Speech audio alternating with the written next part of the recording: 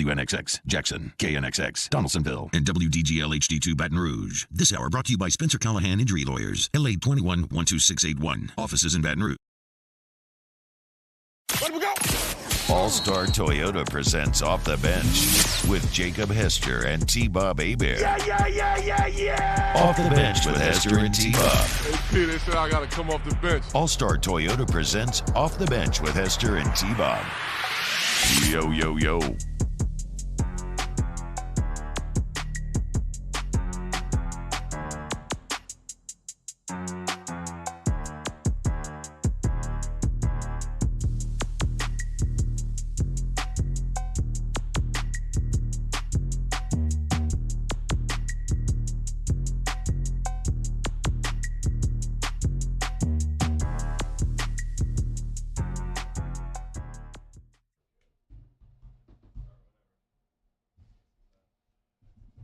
Yo, what's going on, y'all? Welcome in Friday, May 19th.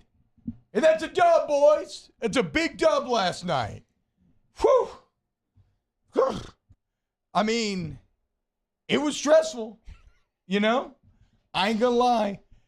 The end of that game, the swing of emotions that I went to, when I tell you I felt unhinged.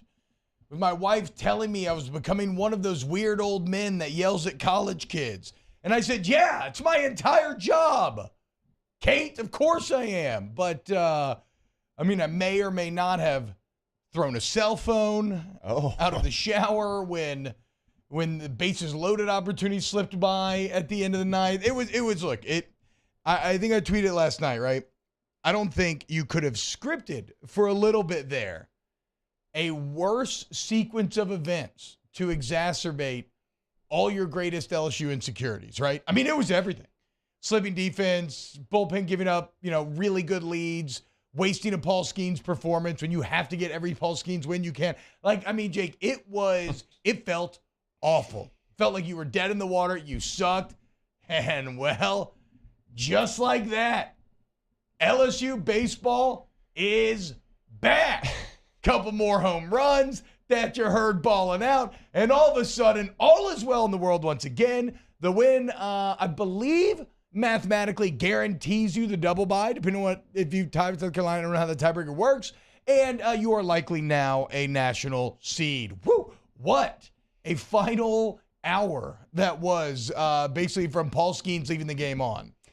Yeah, there's a lot to unpack there, and obviously that's why we're here. That's what we're going to do, but you're right about the ending. And the thing that maybe was most encouraging by the end was the thing that made you look away from the TV for a while, and that was Thatcher Herd. Hell yeah, What a weird night for him that he gives up the lead, and you're like, okay, here we go again. Yep.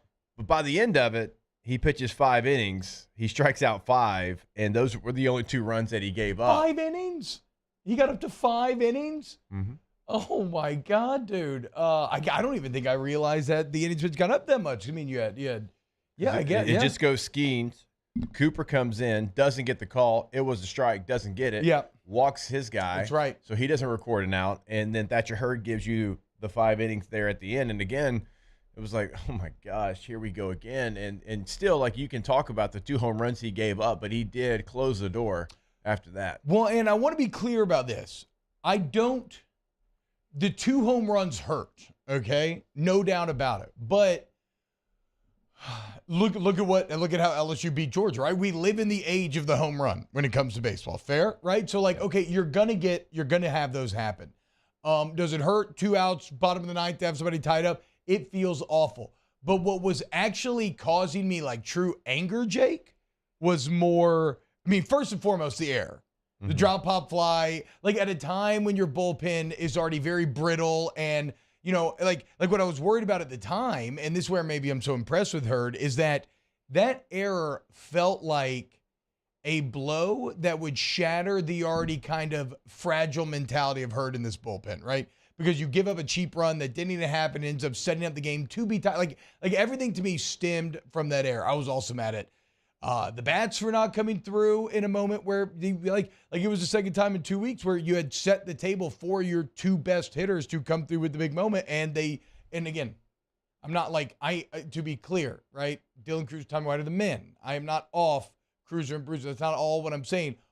But factually, it is the second time in 2 weeks in which they both had the opportunity and were not able to come through. So, like, that's who I was actually mad at, right? Because Thatcher Herd was kind of, like, what's the level of expectation there? So I was really mad at the air. I was a little upset with the bats.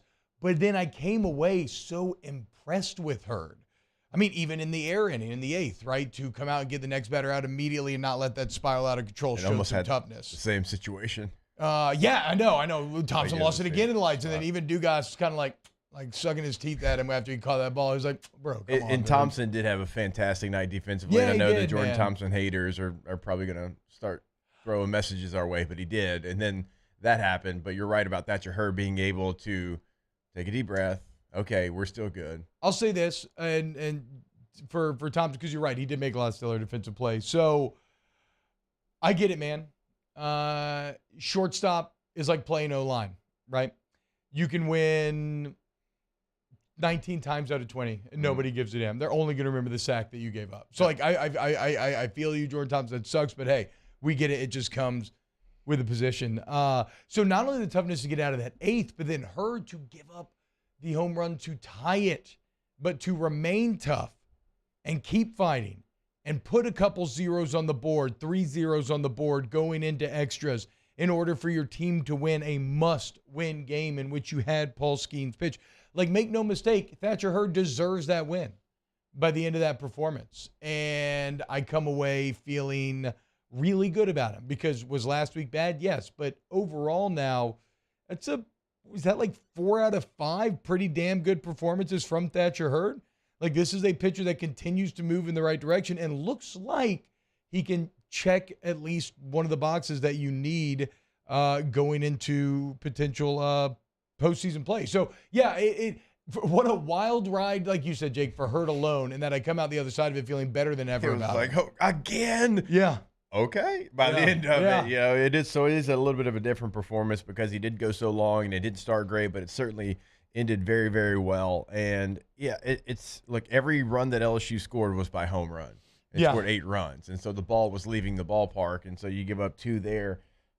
You had to find a way, though. And that is encouraging. Is everything sunshine and rainbows? Absolutely not. I mean, there's still some things that showed up in that game that are troublesome. Yep. But this time, unlike the last time, you did find a way, right? And even like all the things that you overcame, like you said, like you had the bases loaded, 1 out, and you have maybe the 2 best hitters in the country coming up, and you don't push a run across.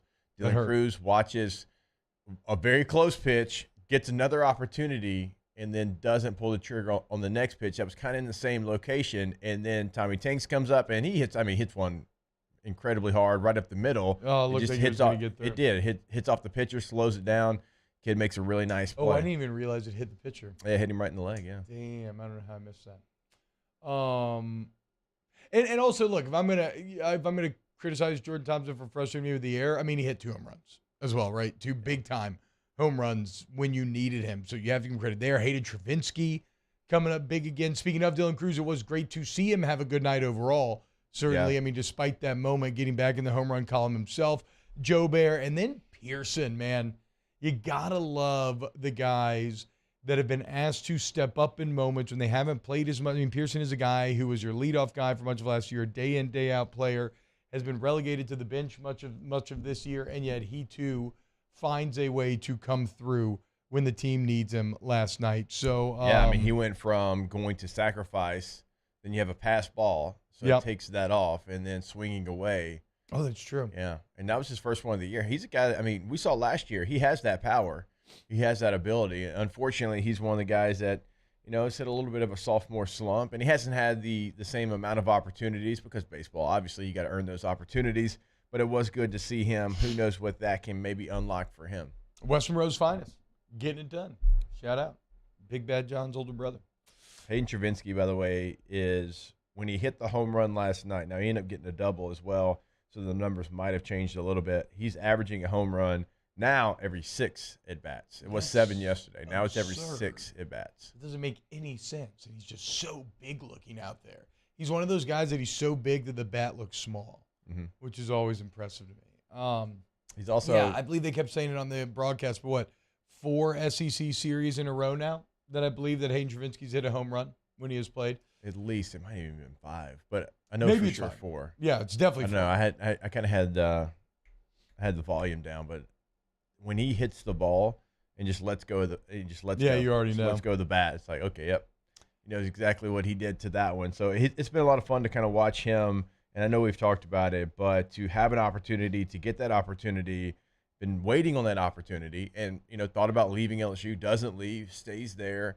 If you go back and you watch the earlier games when Neal's the catcher and Milazzo, like he's still one of the first ones out of the dugout, engaged with the team. And Jay told us that yesterday, but now he's getting his opportunity, and you're finding a spot for him to play. He played first in the midweek. He DHs here in this game because you're like, we have to get him into the lineup. Yep. And then obviously you want Milazzo behind the dish, but he's going Hayden Travinski until like he has maybe a 5-game stretch where he cools off. He's going to be catcher, DH, or first base in the lineup. He's going to find a way. And so now with the win, like I said, I think it's a little, I believe, mathematically, I think this is correct. I believe you have guaranteed a double bye in the SEC. Did South Carolina lose last night? And then, obviously, I think you're already good enough for national seed with this one win. But now you also have you have a nice little cushion where it's like, all right, let's just get one of the next 2. Okay, Ty Floyd's been on fire lately. Obviously, you'd love to take advantage there. UJ should be throwing their better guy for whatever that is worth on Saturday. Though you never know how this stuff goes. Sometimes it's the guys you don't expect to come out and have really good nights, like they did last night, actually, for much of that game. So. Get one of the next 2, and you guarantee it all, though. You guarantee a national seed. But, I'm looking right now, Jake. I'm not being dumb here. Florida's 19-9 now. Vandy's 17-11. Yeah. Arkansas's 20-8, so they're already locked up. But then after that, it's LSU at 18-9, and then you go all the way down to South Carolina at 15-11. South Carolina got postponed. Okay. So if you lost these final 2 games to Georgia, I guess South you Carolina would be could win out 18-11, and if they South Carolina swept, they would be 18-11. But to your point, because obviously that's unique, the fact they didn't make up that game in South Carolina, I'm not sure what the tiebreaker would go to. All right, no. So then be okay. So my math was a little off. I don't know what the tiebreaker would be. They could still so the bottom line is win one more and it's all guaranteed. Win one more, you get the double bye. Win one more, you're going to be a national seed. Another situation, to pay attention to in the SEC, and we talked about it last week because LSU was playing Mississippi State on Friday with Rivers. Mississippi State had a walk-off win last night. They keep themselves alive for the SEC tournament. Oh. So they've got 9 wins. They're 9-19. Missouri 10-17. Georgia 10-18. So they still do have an opportunity to make it to Hoover. Okay, there we go. Maybe a little Bulldog-Tiger partnership. Even though screw them, man. But screw Georgia more. I don't like Georgia. So look, it's still gonna be tough. Again, you can't sleep. This is a Georgia team that is very good in Athens. You saw it last night. They swept Arkansas. The 20-9 Arkansas Razorbacks. A full 33% of their losses came in Foley Field. So you got to stay locked in. But I'll be damned if last night didn't feel good. One of those great examples of. Sometimes the worse you feel, the better you feel on the other side. It's like, I can't remember, Tom Sibeli, I think I heard talking about this, but it's like the question of what's better, having an incredibly good dream or an incredibly bad dream, right? Because when you wake up from the incredibly bad dream, you're so happy because it's not real. Like the sense of relief you get is palpable. It feels incredible. But if you wake up from an incredibly good dream, you're so disappointed because it's not real. So you like it. So in the same way, it felt like a nightmare, and then it ends up being a great. And you're like, all right, dude, it's not real. You're good. You won the game. Paul Skeet, you got the win on Friday. Game 1. Let's go. Do we have a dream that comes to mind that you were upset by that it wasn't real? When I shot that it wasn't real. Yeah. Okay, no. Because I was going to say, when I shot my neighbor the other day, that was like, I felt incredible when I woke up and that wasn't real. Yeah, probably so. Probably exhilarating. Yeah, I was dating Lindsay Lohan at one point in my dream. Like I'm talking probably like around like junior high or beginning of high school. And It was one of those weird dreams where you have like your brain is telling you that you have a very deep and fully fleshed out relationship to the point where now, like when I see Lindsay Lohan, I kind of feel like I'm looking at an ex. And it was cool, man. Wow. We were deeply in love, and I think we were set to be married, and then I woke up. And, I don't even think it has much to do with Lindsay as much as my brain like feeding dopamine and other things into me when I was asleep. But yeah, man, there was definitely a little pain when I woke up. We're talking like Mean Girls, Lindsay, like around. Probably even before, probably like Get a Clue, Lindsay Lohan. If anybody remembers that feels like a deep cut. Disney Channel original movie, Get a Clue. Mario would if he was here. Also, I had a dream that I had gotten cast as Squid in a live-action version of Rocket Power, and that was very cool because all of a sudden I was a little kid and I was going to be very famous, and all my friends were very impressed, and then I woke up from that, and that wasn't real either. Yeah, I remember being a part of the Zack Attack band and Saved by the Bell. There you go. Yeah, woke up and all of a sudden I wasn't a member anymore. But it felt so good when you were. Felt so good when I was. So cool. Yeah. Everybody. Oh man, I know. So exactly. So that's the point, right? Like, I would rather go through the nightmare and wake up relieved in a weird way, and that's exactly what happened last night. In that I was ready to rage and despair and weeping and gnashing of teeth and tear my shirt off, and now we're all good. LSU baseball's still awesome. Love it, dude. That's just how it works. Yeah, hold the man out. Woogity, woogity, woogity. 100%, dude. 100%. All right, when we get back, more off the bench. Look, we got some LSU football news to make, got some Saints news to get to this hour. Keep it locked right here on OTB. Off the Bench with Hester and T-Bob. ESPN Baton Rouge, New Orleans, Alexandria, and 1130 The Tiger.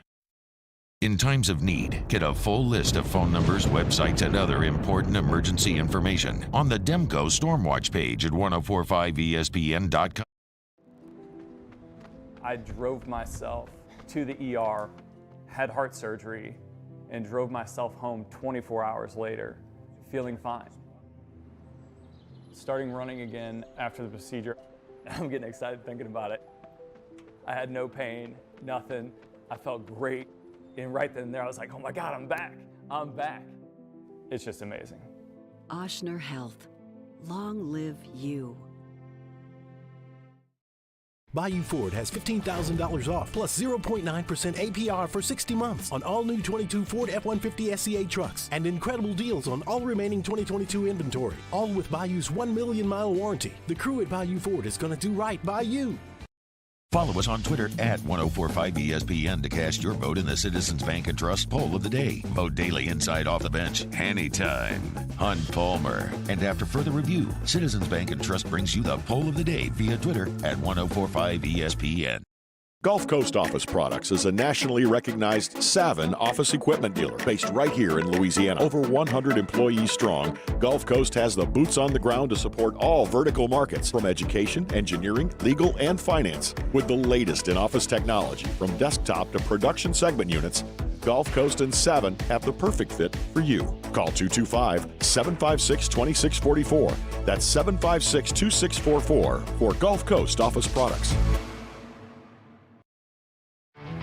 There it is, the extra mile, on the border of expected and extraordinary for those willing to go further, like vans customized for work or play, with safety and tech to keep you connected, supported by a 5-star sales, service, and finance team, and backed by the 1-star you know. So go the extra mile. It's never crowded, because so few have what it takes to go there. Mercedes-Benz Vans. I've been doing business with Luba for 25 years. They're dependable, trustworthy. It's just the attention to detail with our clients. Our folks have years and years of experience. They're highly trained professionals, but many companies have that asset. What I'd like to think makes Luba a bit different is that we use those talents in a way that truly is dedicated to serving the needs of the folks who depend on us.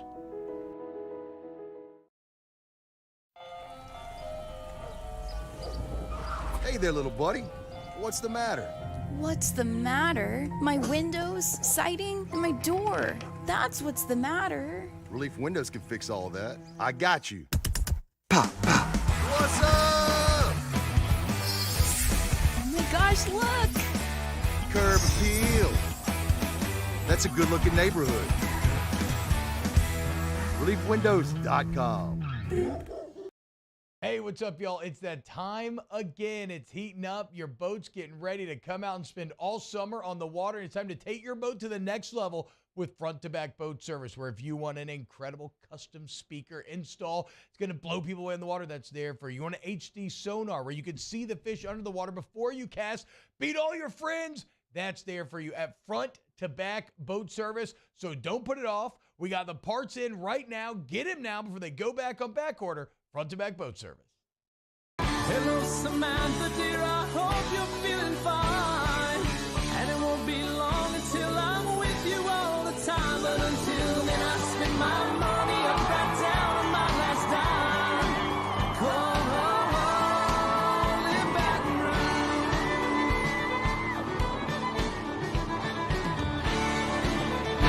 It's Hunt. Join me for a Friday edition of the Hunt Palmer Show, presented by Cork's Cajun Fried Fish and Shrimp, recapping LSU and Georgia in the SEC openers.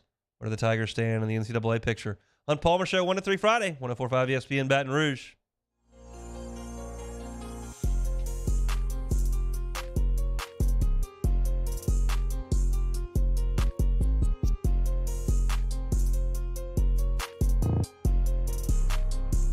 All-Star Toyota presents Off the Bench with Hester and T-Bob. ESPN Baton Rouge, New Orleans, Alexandria, and 1130 The Tiger.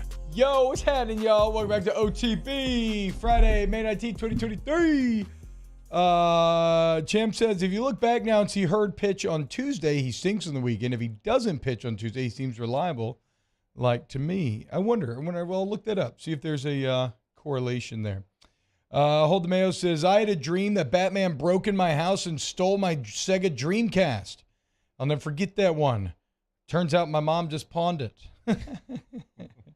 A couple things to note there. Batman breaking in to somebody's house and stealing stuff is just very funny to think about. Just think about Michael Keaton Batman stealing your Sega Dreamcast. You know what else is maybe not funny to think about, but incredibly stressful, Jake? I watched Honey, I Shrunk the Kids for the first time probably since I was about like 6 or 7 years old with my daughter yesterday. And, you know, your kid, you're like, oh, yeah, you get shrunk. Like, you know, oh, crazy adventure. It's cool. Man, I was getting a lot of secondhand stress from Rick Moranis' plight in that movie, because eventually he realizes before anybody else, oh, my God, I shrunk the kids. Yeah. Then he realizes he swept them into a trash bag that he later put on the back porch. Then he realizes they escaped the trash bag and are in the back lawn, just ready to be murdered. And as a kid, you know, he's doing like funny stuff. He's like walking on like crutches and, you know, swinging around. But the entire time, the neighbors' parents are looking for their kids. The mom's looking for the kids. And Rick is the only one. Imagine those hours, what was going through his head as he is harboring this dark secret that he has likely killed his and the neighbor's children, and he's desperately combing through the grass trying to find them. It just, I mean, it just boggles the mind. I'm shocked he didn't have a heart attack or something. I mean, he almost eats his kid. Yeah. In the cereal bowl. So if you would have stepped on them on accident looking for them, nobody, you never recover. Well, nobody knows that they've been shrunk. Oh.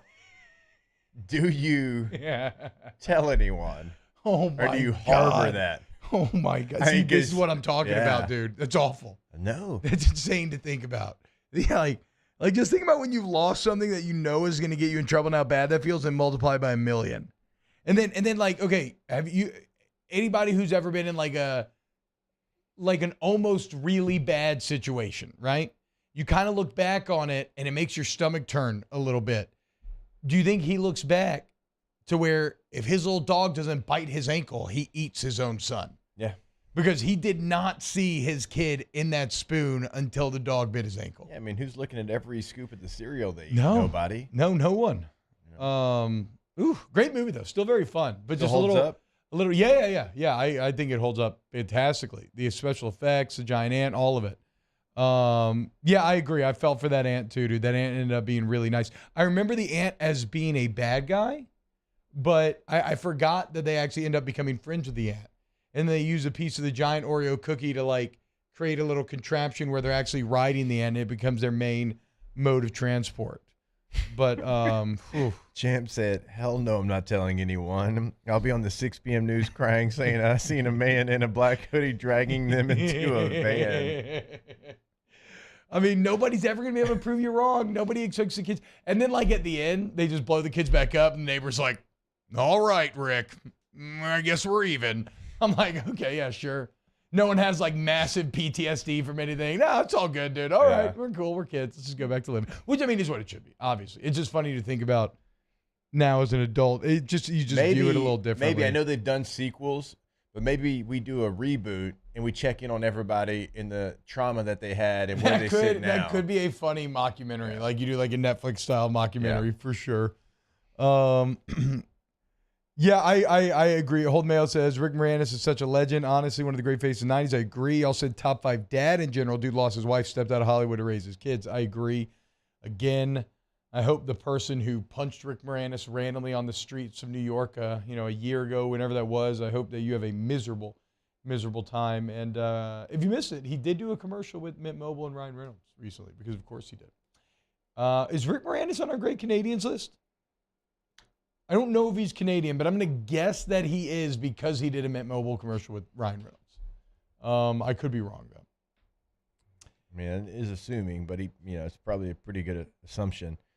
Yeah, Toronto, Canada. There you go. Okay. Another Canadian legend. I'll add him to the list right now. This is going to be tough. What, the tier list? Yeah. Yeah, I know. It's not easy, but you know what? Science never is, okay? You think Oppenheimer is just a breeze to create the nuclear weapon? No. Okay, so in the same way, we're going to science out this tier list eventually. When are we in tier list season? That does kind of beg the question. After baseball, that we said yesterday? I don't know. I mean, June. Whenever June hits. Okay, fair. I'm down. I think that makes a lot of sense. Yeah, June and July. It gives you 8 opportunities. Not to say, well, I guess not 8 because we'll be at SEC Media Days. At least 6 opportunities to do 6 different tier lists. All right. Right, Brad. I know you shrunk my kids. Are you taking investors? Yeah. I mean, actually, they do play with that in the movie at one point when they can't get the kind of snot-nosed little rebel kid from next door to fall in line. The older sister's like, hey, my dad just invented a literal shrink ray. We're going to be so rich. Like, you have to be nice to me. And that's when he starts being nice to her. At LSU football news, LSU gets another transfer, Jake. How about this? What a segue. The LSU defensive backfield is not shrinking. In fact, it's doing the opposite. It's the sequel. It's blowing up as they add another name to the mix. This is a cat who was a Louisiana native. Oh, my God. I haven't written down his name. I have so much written down. I haven't written down his name. Give me the name, Jake. He's a Louisiana native. Two-time Andre Sam. Thank you, Andre Sam. Two-time all-conference DB at McNeese, where he played for 4 years. He then went last year to Marshall, played very well. Honorable mention all Sun Belt, balled out in the Notre Dame win. When they went to South Bend and got that dub, just beat up on Notre Dame, Andre Sam had 10 tackles and broke up a pass. Beast game. And ends up on the year, 53 tackles, 5.5 for loss, a pick, 8 PBUs. I mean, good numbers. And how about this, Jake? I'd never heard of this. From Iowa, Louisiana. You've never heard of that? I never heard of Iowa, Louisiana. Oh, they're really good high school football. Really? Yeah. Oh, okay. Well, he was all-state at Iowa as a wide receiver and a kick returner. And he looks the part. I mean, if you go look up, I think it was Are You Serious' tweet that I saw to break the news yesterday, and he was looking jacked. He was like in South Bend flexing. He looked really, really jacked. But yeah, man, I think that this is, you need depth, you need pieces there, so it's just a solid body pickup, if nothing else. But it has a lot of potential, Jake, to be a pretty damn good story. Him starting McNeese, going to Marshall, and now ending at LSU in Tiger Stadium. And also was thinking about going to Tulane. I believe he was actually maybe even committed to go to Tulane somewhere in between there. Now he gets the opportunity to come to LSU. The thing that's for me is it's a position of need. Yeah. It's somewhere where you needed bodies. I'm not saying you needed a game changer, but you certainly needed people that you could count on, because that's been a group that they've been through some injuries. So even the guys that you are technically counting on to be the guys first out there, like, Major Burns. Major Burns is, I think, a good football player. He has shown that he gave them a little life last year when he came back, but he's been injured. So you got to get some more bodies back there. So this is what that does. Somebody that's capable of playing. Not sure exactly where his role will be, but you had to add a safety. BK talked about adding a safety, and so this is somebody, again, kind of going back to what you've done in the portal, getting somebody with Louisiana ties that, is probably always thought about being in the purple and gold, and now you get a player like that who has a lot of experience. Yeah, I mean, again, like, the story is cool, right? So all-state wide receiver kick returner, highest win. It's Iowa. By the way, I got a lot of people texting me, telling me it's Iowa, Louisiana, which is very interesting from kind of a they're always in the dome. That's how most people know who really? They they are and how to say it. Yeah. Oh, okay. Hell yeah. It's interesting. Yeah, yeah, it's cool. But to be, so add a very good football power then. Mm-hmm. To be an all-state kick returner wide receiver, you figure that you're going, especially from Louisiana, that you're going to be, not good. You'll probably be D1, see what happens. He doesn't get that. He goes to McNeese. He balls out there, multi-time all-conference. Then he's like, okay, you know what? I want to do a little step up here. And then he goes to Marshall. He does very well there. And so now, through this long, circuitous routes, he earns his way to LSU. And what if he becomes a real piece of this team? A starter, a rotation piece, a great special team, like whatever it is, then this is someone, you want to talk about a story of perseverance? This is someone who refused to give up, kept on the grind, and eventually got where he originally wanted to be. It's pretty cool. Do you think people that aren't from Louisiana see and hear how we say things and spell things, and like they're like, what are y'all doing? Yeah. You think so? Yeah. It's like every time I say something on off campus with hard sock, he's like, why?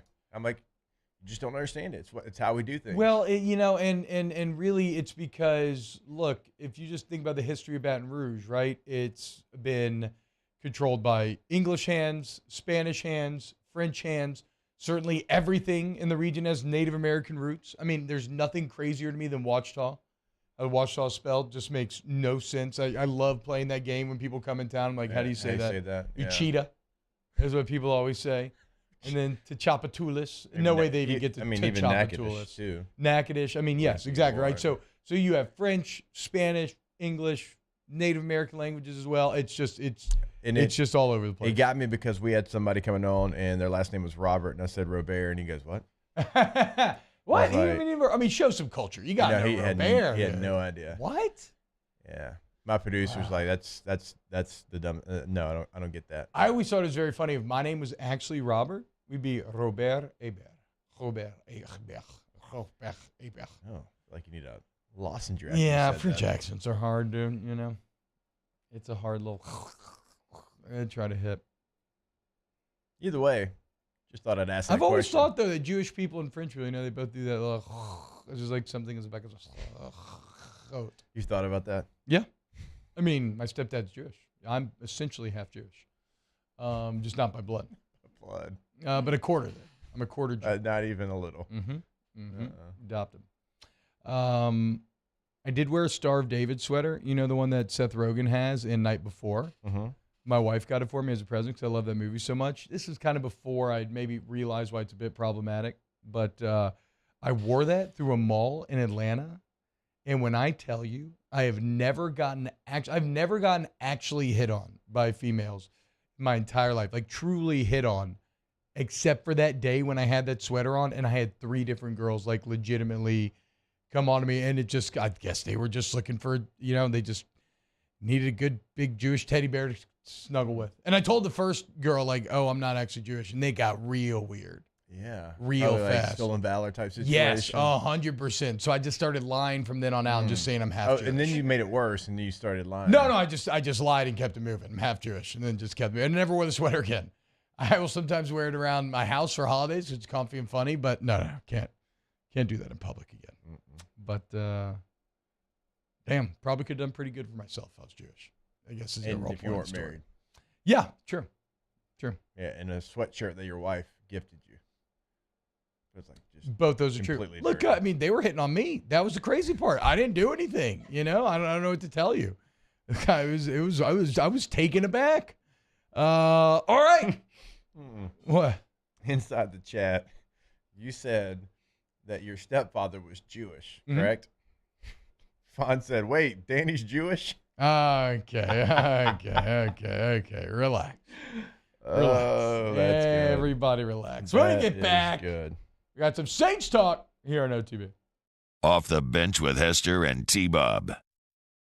Our listeners fire off their opinions on the jimsfirearms.net hotline at 499-1045. Keep listening for your next chance to shoot us your thoughts with the jimsfirearms.net hotline on 1045 ESPN Baton Rouge. Get 3.99% financing at Corval Toyota in Opelousas on select 2023 models. We also have a large selection of pre-owned inventory. So come on down to Happy Town. That's Corval Toyota in Opelousas. Happy Town, USA. The world's leaders in obesity research, obesity medicine, and obesity science are right here. We're doing something that no one's ever done or trying to answer a question that no one's ever asked before. Pennington is a real jewel when it comes to research. We are finding the solutions to the world's worst chronic disease, which is obesity. Louisiana needs Pennington Biomedical. When is a taco more than just a taco? When it's Government Taco. Voted best tacos 3 years in a row by 225 Magazine, Government Taco puts the most delicious spin on tacos the capital area has ever seen. With creative combinations like the Magna Carrot, the Filibuster, or the Steak of the Union. Plus perfect tortilla chips paired with the best salsa and queso you've ever had. And happy hour every day from 3 to 6 p.m. and all day on Thursday. Government Taco, 5621 Government Street. Gulf Coast Bank and Trust is giving our customers the power to bank anywhere, anytime during this challenging event. And we're right there with you. Our mobile banking app is a smart way to manage your money and time. Gulf Coast Bank and Trust, the bank that cares about you. Bayou Chrysler Dodge Jeep Ram has $20,000 off new 22 Ram 1500 SCA trucks and incredible deals on all remaining 2022 inventory. All with Bayou's 1 million mile warranty. The crew at Bayou Automotive is going to do right by you. Gulf Coast Office Products is a nationally recognized Savin office equipment dealer based right here in Louisiana. Over 100 employees strong, Gulf Coast has the boots on the ground to support all vertical markets, from education, engineering, legal, and finance. With the latest in office technology, from desktop to production segment units, Gulf Coast and Savin have the perfect fit for you. Call 225-756-2644. That's 756-2644 for Gulf Coast Office Products. Follow us on Twitter at 1045ESPN to cast your vote in the Citizens Bank and Trust poll of the day. Vote daily inside Off the Bench, anytime.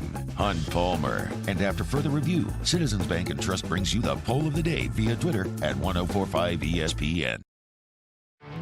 There it is, the extra mile, on the border of expected and extraordinary, for those willing to go further, like vans customized for work or play, with safety and tech to keep you connected. Supported by a 5-star sales, service, and finance team.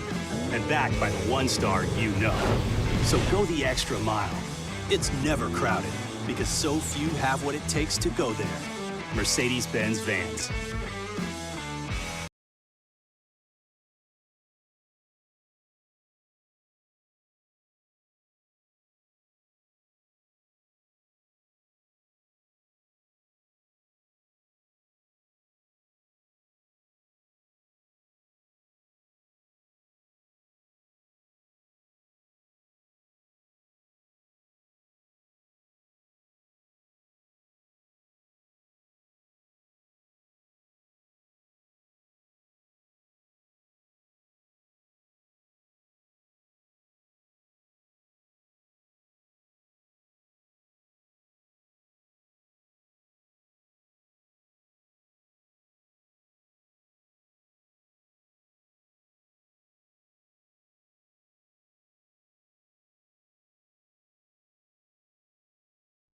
Matt Moscona inviting you to join us for Friday's AFR, presented by Don Juan Cigar Bar. Recapping Game 1 of LSU Georgia, previewing the weekend. Terrio's here for the Riot Radio Hours. It's AFR 3 to 6, 104.5 ESPN Baton Rouge.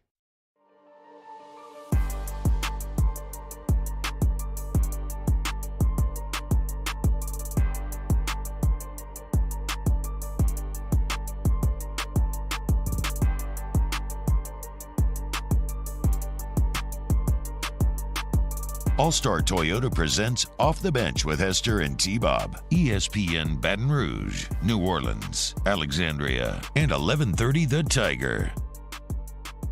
What's up, y'all? Welcome back. OTB. T-Bob, Jake, Casey, and Taylor hanging out with you today. Hope Mario is feeling better.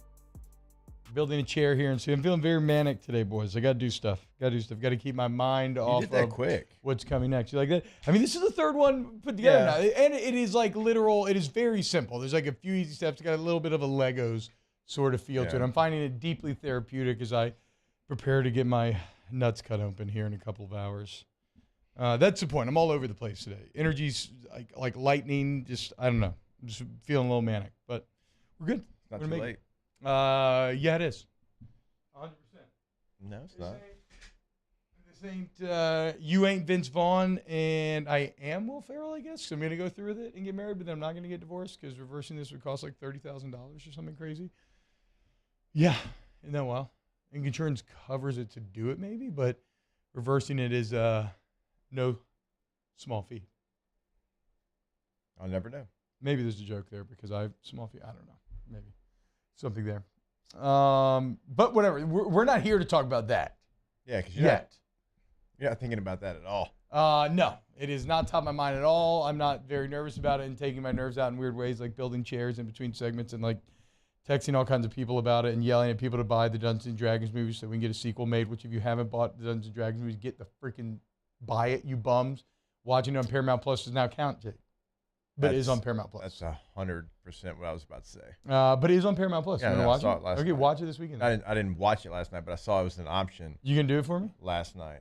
I can't this weekend. Why? I'm going out of town. Exactly. You have a super nice iPad. Yeah? Yeah. Get your Paramount Plus on that thing. Come on. Like You in got the no air? kids. It's like literally. Saying like download it. Download it and watch. It is literally the best time to watch. You can watch it on the flight. You could watch it like at the hotel. Like Right. You So, could but watch like it. of all the options to watch on a flight, Yeah. I should probably watch something that I can't watch. You know, maybe because of the language or some of the scenes. You know, with the children coming in and out of the room. You know what I'm saying? I mean. Oh. You want to watch porn on the flight? No. I was thinking more like John Wick 4. Oh, okay. I mean, wow, yeah, my bad. I misunderstood completely.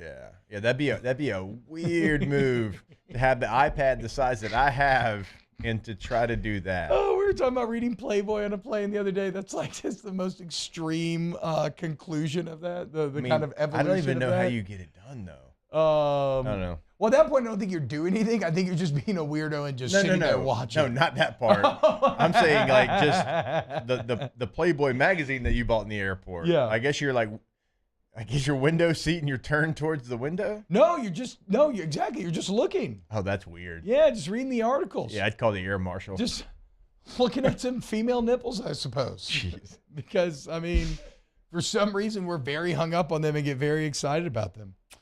All right. Miss Jim Nickel texted me, most popular day to get a vasectomy, the Friday before the Masters. I know, but come on, boys. PGA Championship's going on this weekend. I don't know that I'm going to watch a ton of it. It's actually not the most popular. The most popular is the NCAA tournament. Masters Yeah, is that's second. true. I've always heard those are the two that people aim for. Because there's a lot of people that don't watch golf. Yeah.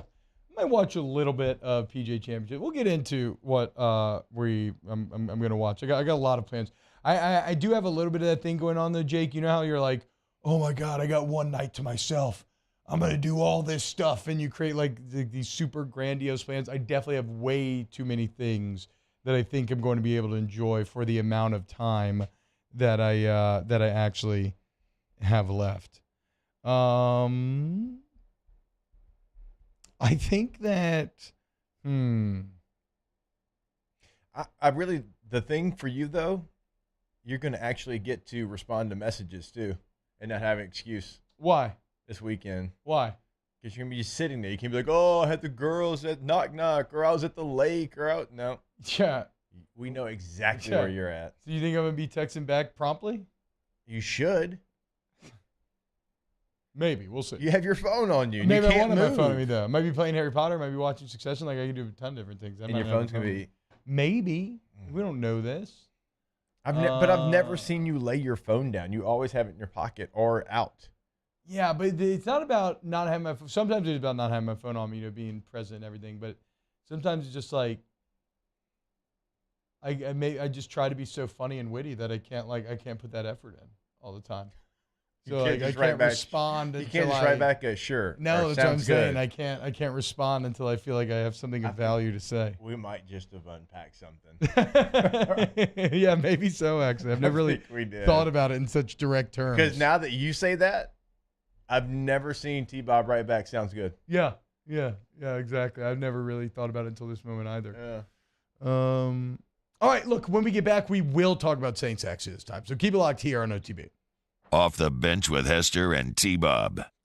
Riverlands Insurance. Riverlandsinsurance.com. But really, 225-206-1517 is the number that you want to call. Riverlands is the absolute best, man. That number is Thomas Email's cell phone number. No matter when you call, he's going to answer. He's going to get you right. The best part is he has access to all the leading insurance carriers, right?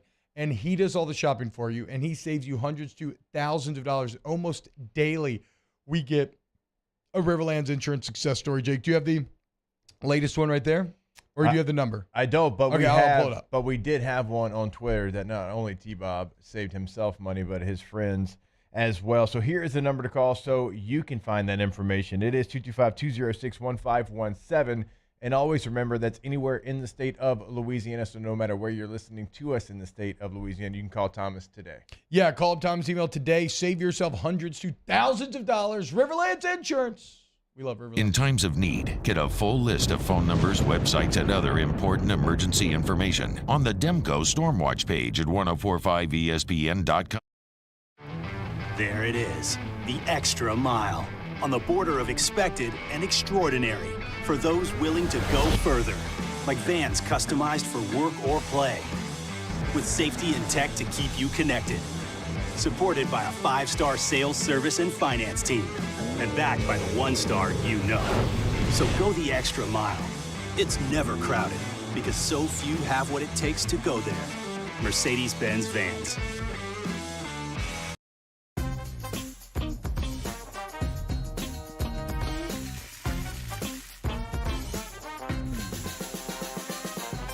The best kept secret in town is out. Discover Tallulah at the Renaissance Hotel on Bluebonnet.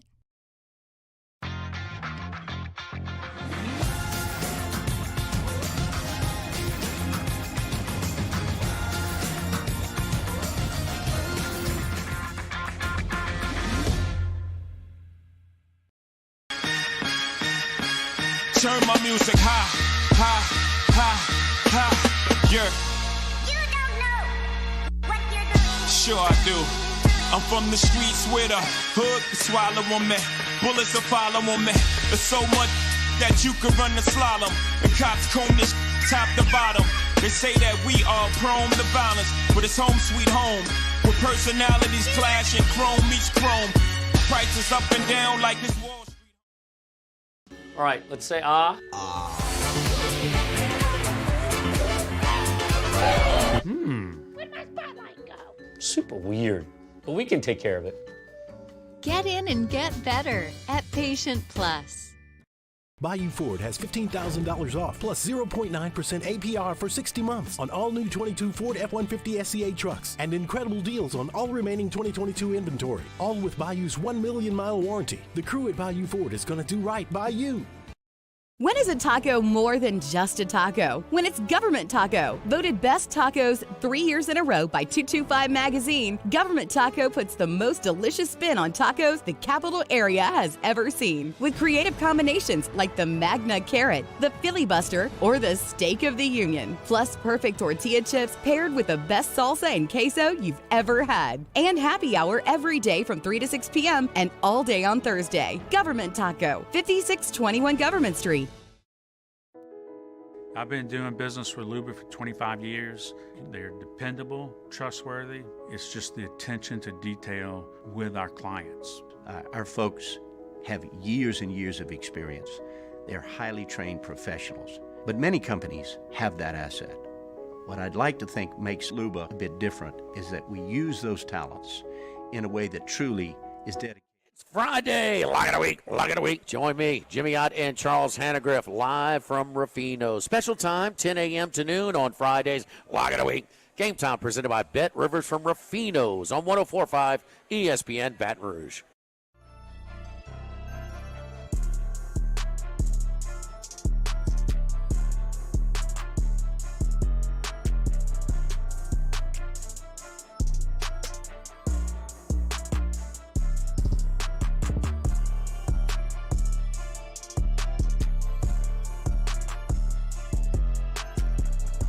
All-Star Toyota presents Off the Bench with Hester and T-Bob. ESPN Baton Rouge, New Orleans, Alexandria, and 1130 The Tiger. Uh-oh, Jake.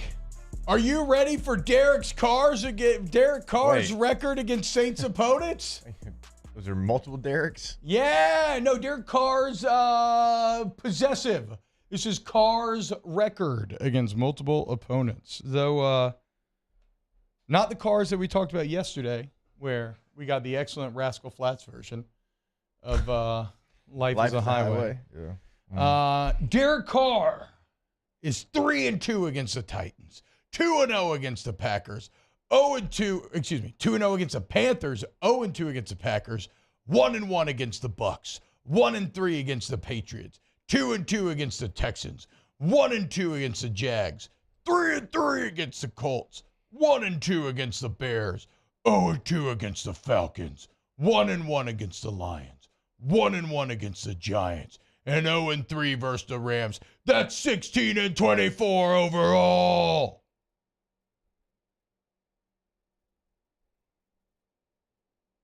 Let's do a lot of numbers at you. How you feeling? About the same I felt before you threw them at me. Underwhelmed? Great. Well, guess what? Prepare to be whelmed. Okay. Because it is officially, I am declaring it here on May 19, 2023. It is officially Derek Carr revenge season. That's right, baby. Dennis Allen's got the entire old Raider band back together, and it's time to finally show that 3-13 record was an aberration. That team was actually destined for greatness. And they're going to do it this year against what NFL prognosticators have as the weakest schedule in the league. How about this, Jake? Pete Carmichael revenge season also officially declared, getting ready to dominate.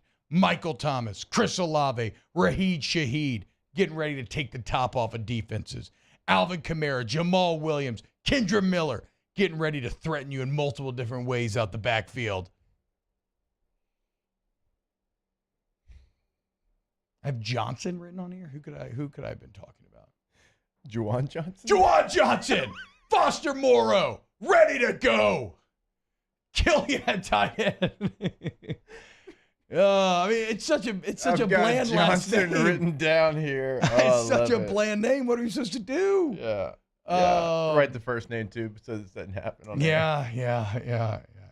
But you get the point. Juwan Johnson, Foster Moreau. Yeah. Look, man, real talk. I'm starting to talk myself up into a tizzy here, Bo. I'm getting pretty damn excited. I will say that they've done a really nice job of surrounding Derek Carr with some really good weapons. Even if AK has to miss time, you went and signed Jamal Williams. You drafted Kendra Miller. Even if Michael Thomas does miss some time, and gosh, it feels awful even just continuing to say that, but you have Chris Olave, you have Rashid Shaheed.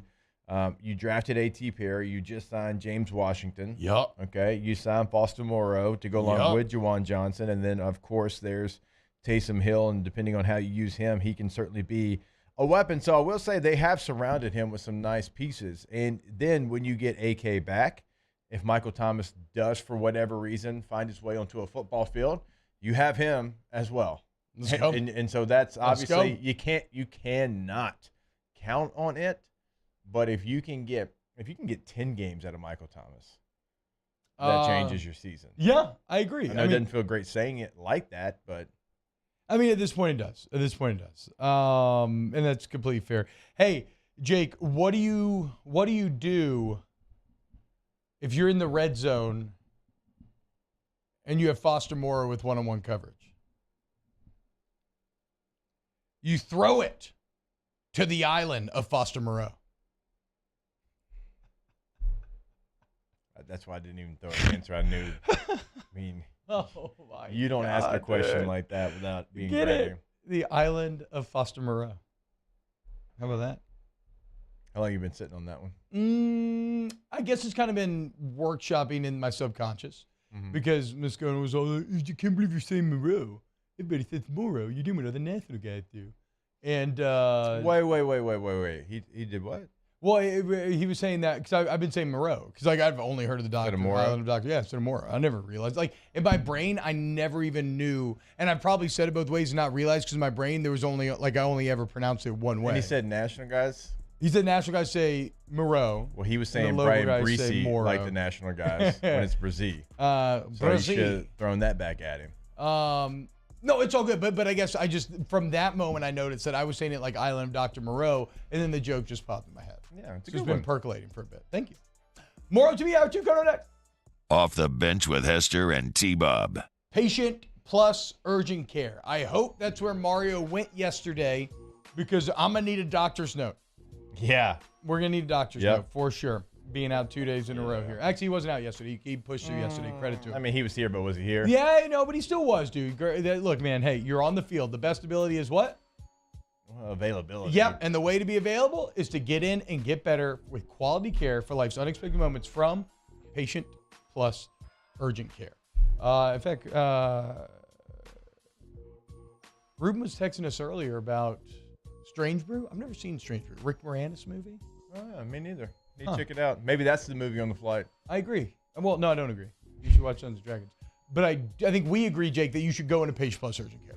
We do. And no matter where Mario's at right now, there's going to be one that is convenient for him. So even if he didn't go yesterday, he can go today and he can get in and he, too, can get better. So go to patientplusuc.com. Patient Plus, get in and get better. Electricity is all around us, and our families depend on it.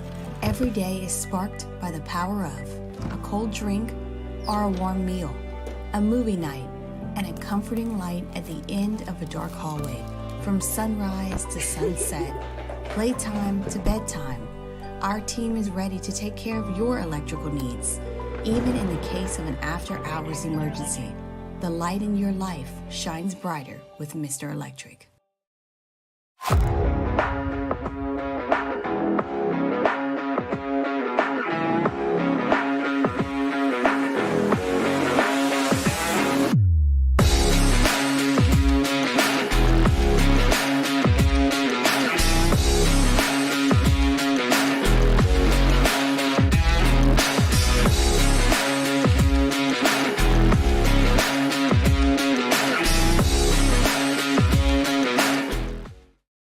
Gulf Coast Office Products is a nationally recognized Savin office equipment dealer based right here in Louisiana. Over 100 employees strong, Gulf Coast has the boots on the ground to support all vertical markets from education, engineering, legal, and finance. With the latest in office technology from desktop to production segment units, Gulf Coast and Savin have the perfect fit for you. Call 225-756-2644. That's 756-2644 for Gulf Coast Office Products.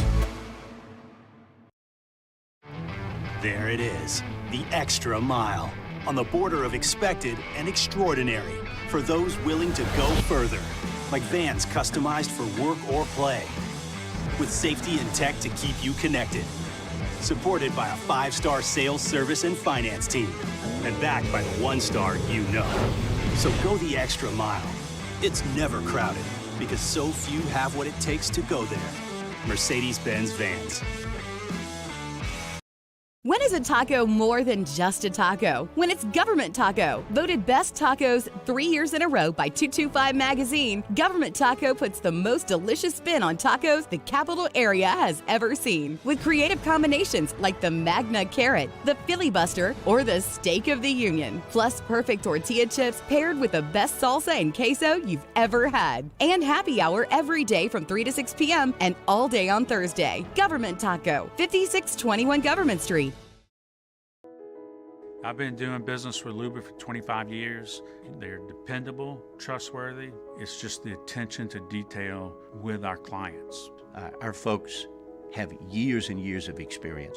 They're highly trained professionals, but many companies have that asset.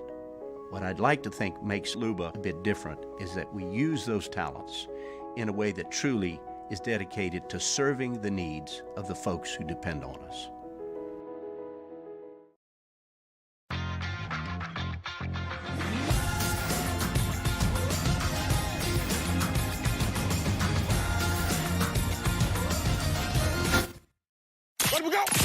All-Star Toyota presents Off the Bench with Jacob Hester and T-Bob Hebert. Yeah. Off the Bench with Hester and T-Bob. They said I got to come off the bench. All-Star Toyota presents Off the Bench with Hester and T-Bob. Yo, yo, yo.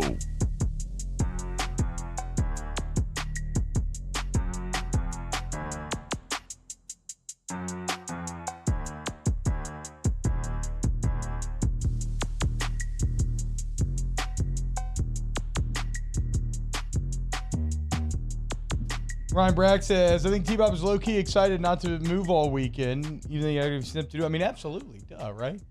This is like anything in life. Oh, I love LeBron dropping that ball as he went to dunk it last night.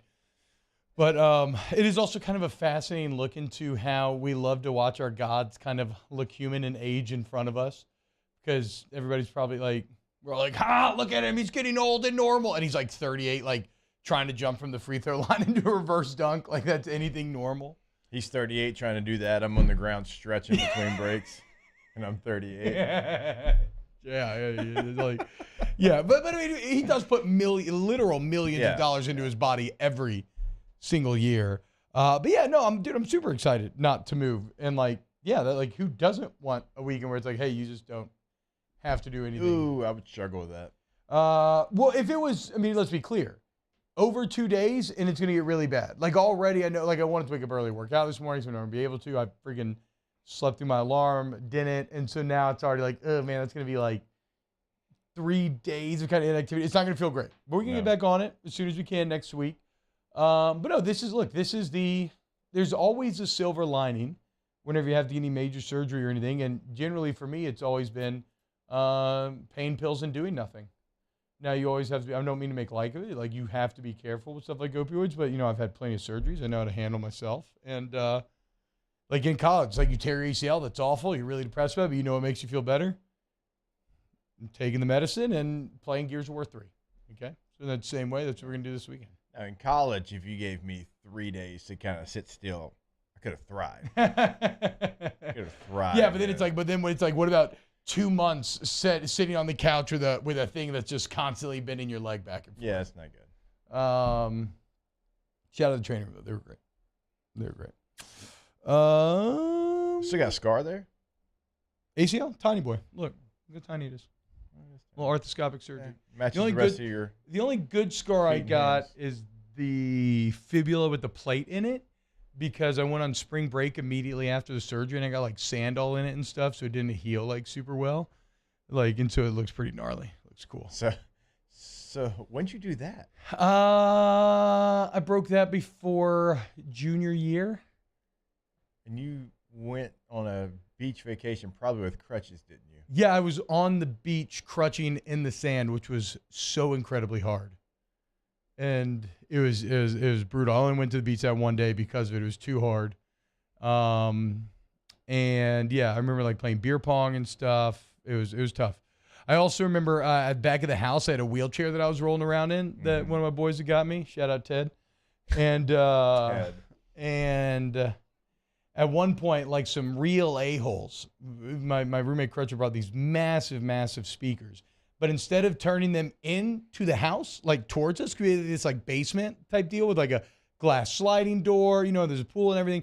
So we're all hanging out in this sort of like glass room right by the pool. Yeah. But instead of turning the speakers into us, we turned them out to the neighborhood and then cranked them up as loud as possible so that we could eventually hear the music as well.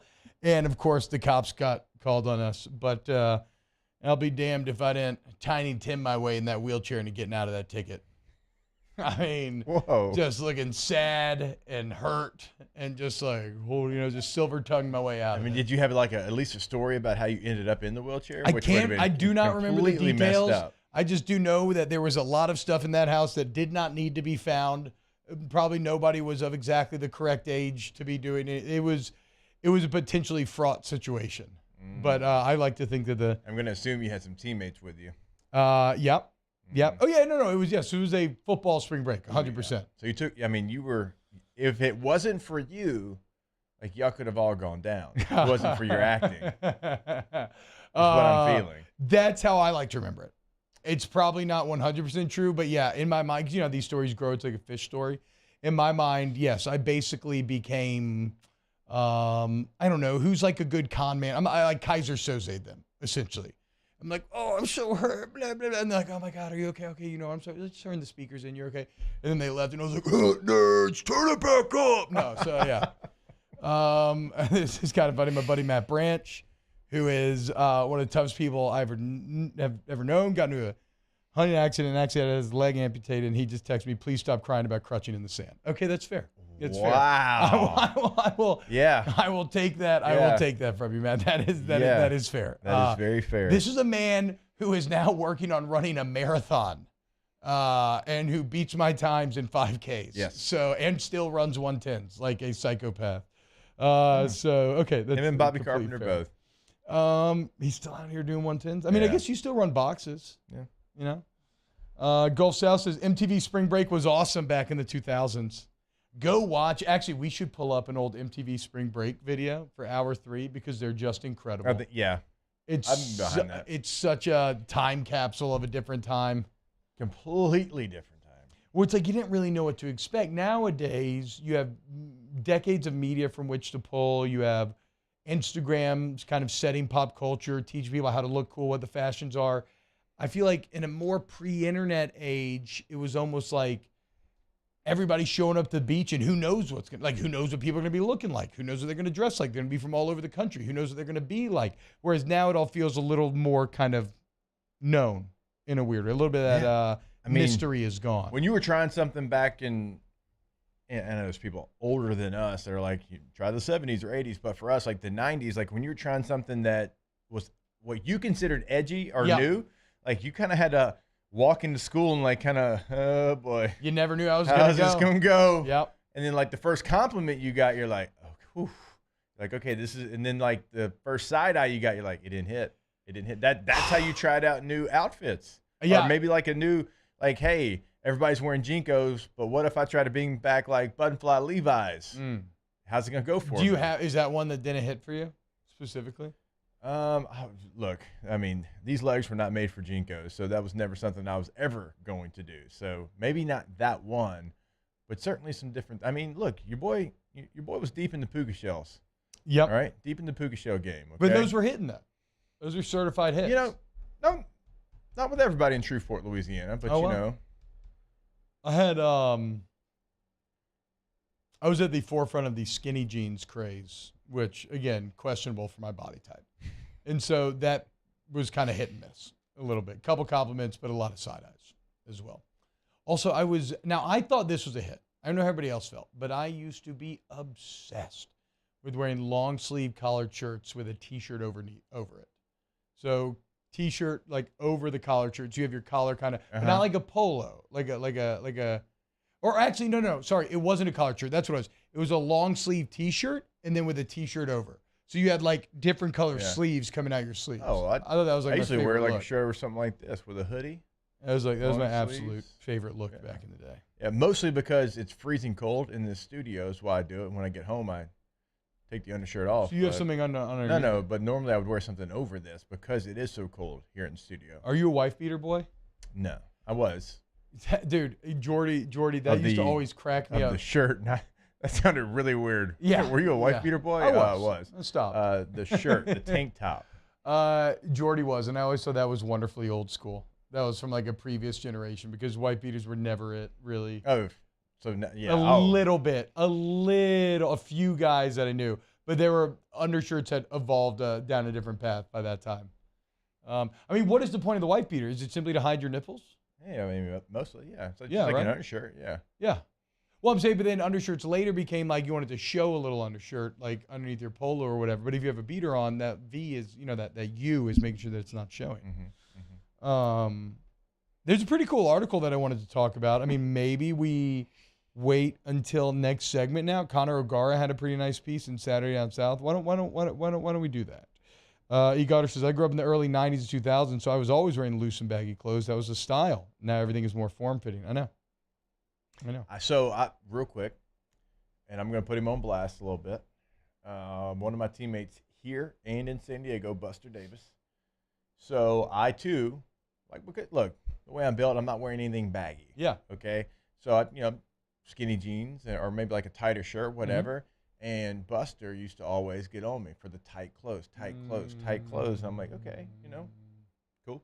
By the end of our time together in San Diego, when everybody else was wearing tight clothes, who do you think had them painted on jeans? I was about to say, I bet you Buster looks more like the Busta if you look back on the old styles, right? Like, I'm sure our brains will change again, but some of those old baggy fits from back in the day look absurd. Now, the baggy jeans on girls are pretty cool now, or it feels like it's probably on the edge of being uncool, but it's been cool for a while now. But, yeah, like late 90s, early 2000s suits are just a case study into the fascinating world of fashion and how our brains can become so warped. I mean, the real thing are the baggy basketball shorts. It doesn't even feel real that we used to all wear those baggy basketball shorts like that. And now I can't fathom. Now I'm out here wearing bathing suits that barely cover my genitals. What? And I love it. All right. That took a turn. It feels so empowering. I definitely did not have a shark tooth necklace. I did. It's just puka shells. I had a puka shell and a shark tooth. Oh, wow. Yeah, not to brag. I mean, I don't know that I'd brag about that. Because you didn't have one. Maybe. So you couldn't brag about it. Maybe, yeah. My son, who you and him love having conversations together, Knox has a shark tooth necklace. So. Oh, what? It makes sense. Hell yeah, dude. Me and him are cut from the interest. same cloth. You are. I would also say that I would have been jealous of you, though, because I was never allowed to have frosted tips. And I desperately wanted to have frosted tips. It's actually, and then even long hair. You had to be a baseball guy. That's why I'm doing my long hair thing now, is because as a child, I thought the Hanson brothers were so cool, and I always wanted to be able to scoop my hair behind my ear. And now I finally can. So screw you, Mom and Dad. I'm my own man at 34 years old. Okay? I made 34? It. Finally made it. Good for you. I know. I missed the Jesus year, though, dude. That Jesus year was a hell of a year, man. Rip. I need to see. I've seen young T-Bob. I've seen like early LSU T-Bob. Obviously, like I knew you then. I have not seen like junior and high school T-Bob. Okay. But get with the historian. Yeah, I was about to say. I need to see what the style and what the fit was looking like. Then we can come back and do the Conor O'Gara.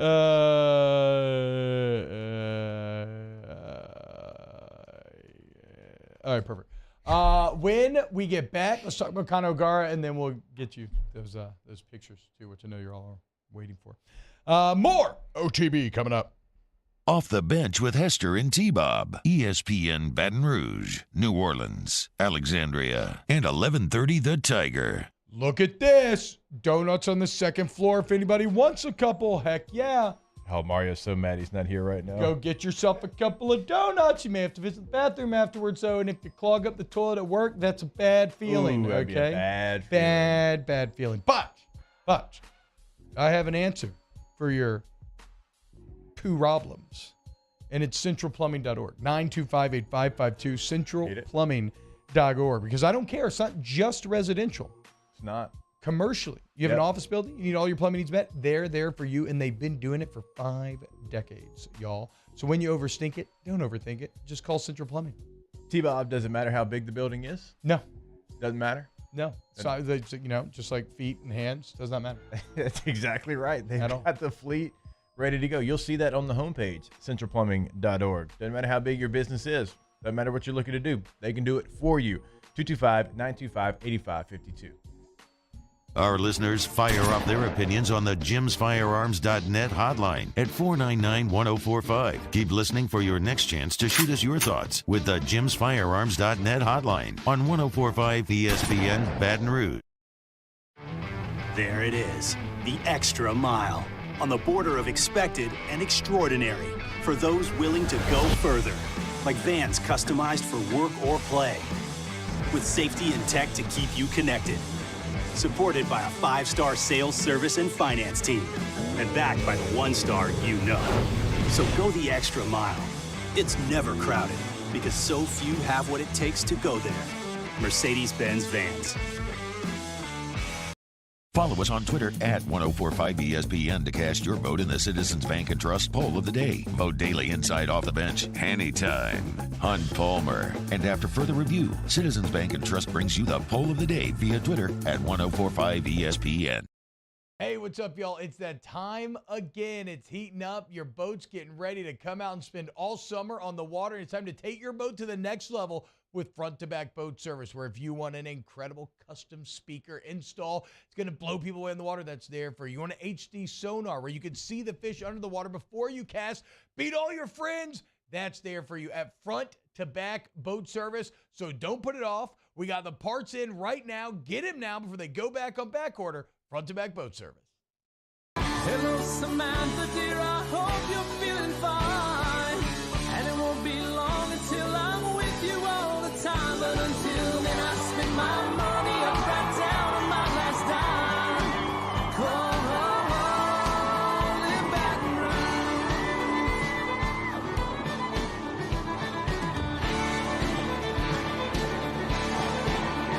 I'm ready, what you put me on through. Gotta send my love down the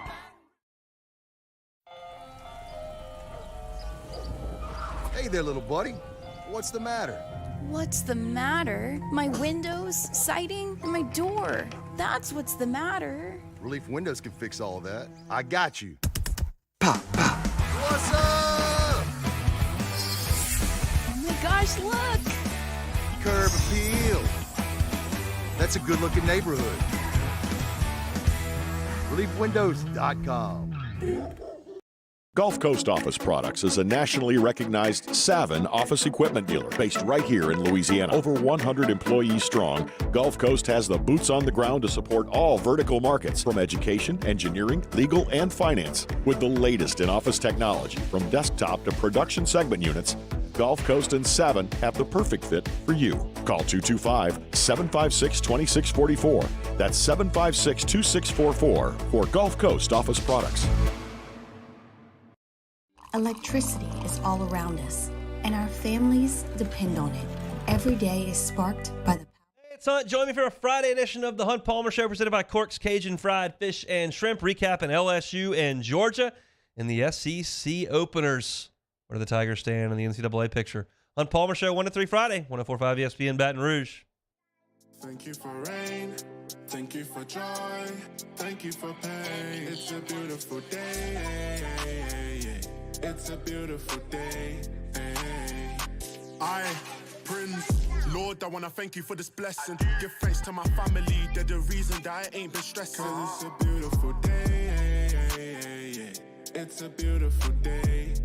All-Star Toyota presents Off the Bench with Hester and T-Bob. ESPN Baton Rouge, New Orleans, Alexandria, and 1130 The Tiger. All right, yeah, you go. I don't think it's going to have cursing, but it might. I don't know. This is not the same remix that I thought it was, so we can just go ahead and... the best of what camera angle will T-Bob go on today's episode of Snaps, Straight Gooch Shot. We are not doing a live stream of the vasectomy, and there is no Snaps today as yesterday. We do Monday through Thursday, so I know. Sorry, Jake. Soft. Sorry. I mean, I would do it. I would do it every day. You really would. I will say, like, you get upset whenever y'all don't do a show if Aaron has something. Yeah. No, I mean, I would rather be on and consistent than not be on. And Aaron's the same way. I want to be clear. I'm not saying like he doesn't want to either. No, I don't know, bro. He's held it down. Aaron had a kid, and like 3 days later was like calling a game for ESPN, or like 2 days later or something. He's got a little bit of QB1 in him, certainly. But since it's an on-camera show, he's locked in. That's okay. Okay. What do I want to talk about? No quarterbacks want to work was my point. I mean, Flynn. No, exactly. That's what I'm saying. No, I said, look, he has QB1 in him. Absolutely, no doubt about that. You don't, have all those SEC records and not come out of it with a little QB1-ness. But what are you gonna do? Is Will Rogers going to break his records? I can't remember.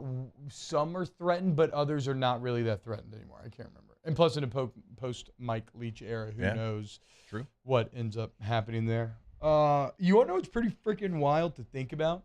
So Connor O'Gara from Saturday Down South, and I normally loathe these articles did one of those like alternate dimension, what if this happens, blah, blah, blah. And it was what if Joe Burrow goes to Cincinnati? Because yesterday he committed to LSU. Like we talked about what if he goes to Cincinnati.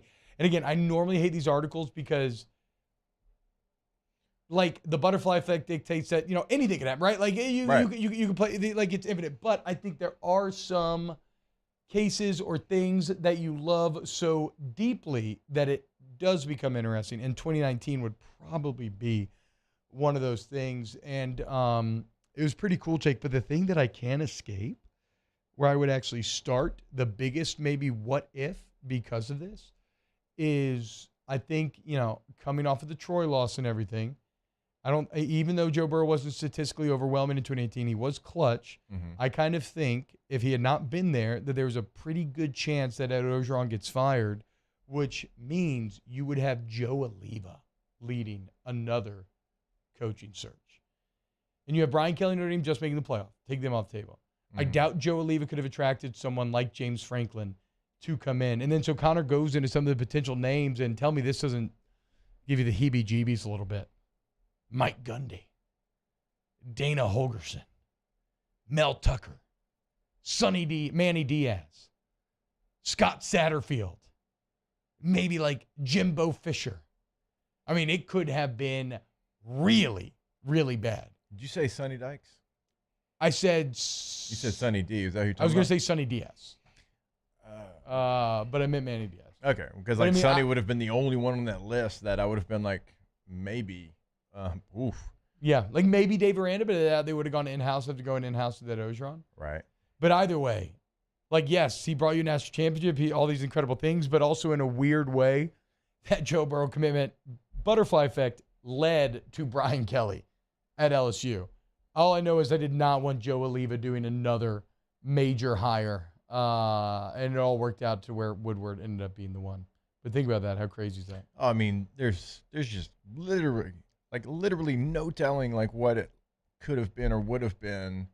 It's amazing, such a team sport, that you do all have to be working together. If one guy doesn't come, what that looks like. I mean, we're talking about a completely different football program. You have to take away a Fiesta Bowl championship. You have to take away maybe a national championship. Now, that team certainly had talent with, but do they Jamar, stick around? Justin, and that's the thing.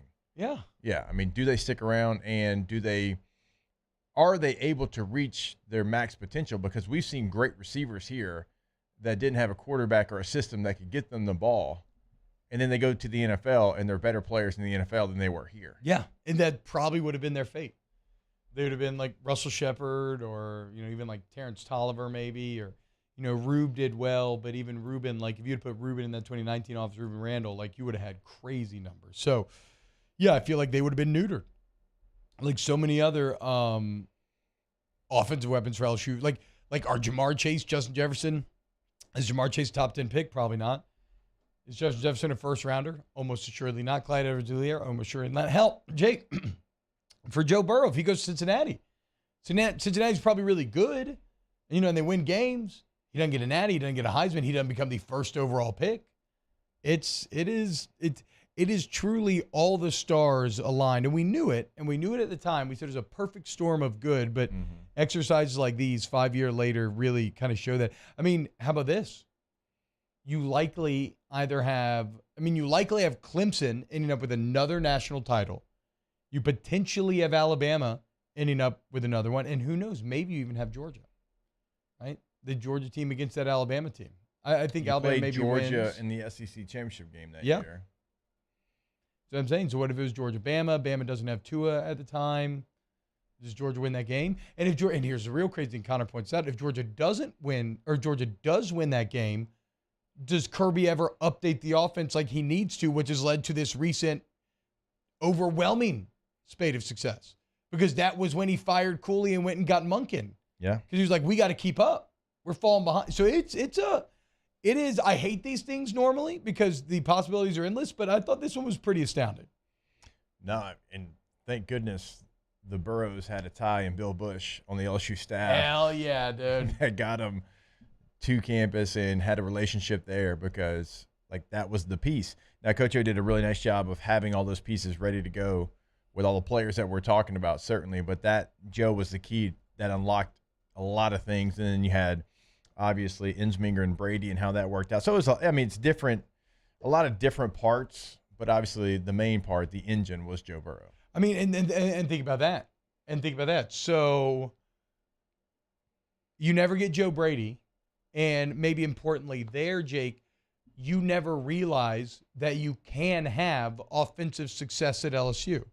I think post-2019 and all the numbers that we've seen over the last few years, I think it's hard to remember what it felt like in that spring of 2018.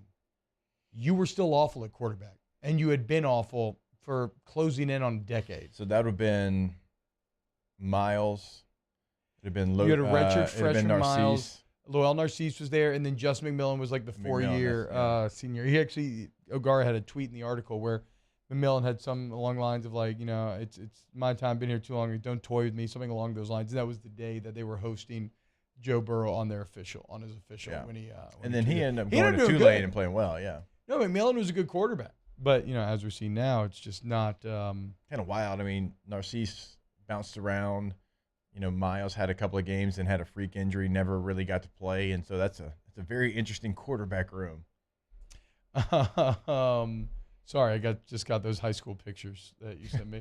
Yes, it was a very interesting quarterback room, and Joe Burrow walked in and eventually ends up winning that job, and the rest is history. So just look, in the world, I guess this is one of those exercises maybe in being grateful, because in the infinite multiverse, we live in the one where all those stars aligned and Bill Bush existed and convinced the Burrows to come down here. And, we live in the best timeline because of it.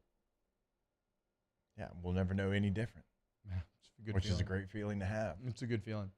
Because you're probably, not probably, you are where you are currently because of that too. To your point, like, do you have Brian Kelly leave a place like Notre Dame to come here? Like, yes, 03, 07, you play for 1 and 11, but it had been a while.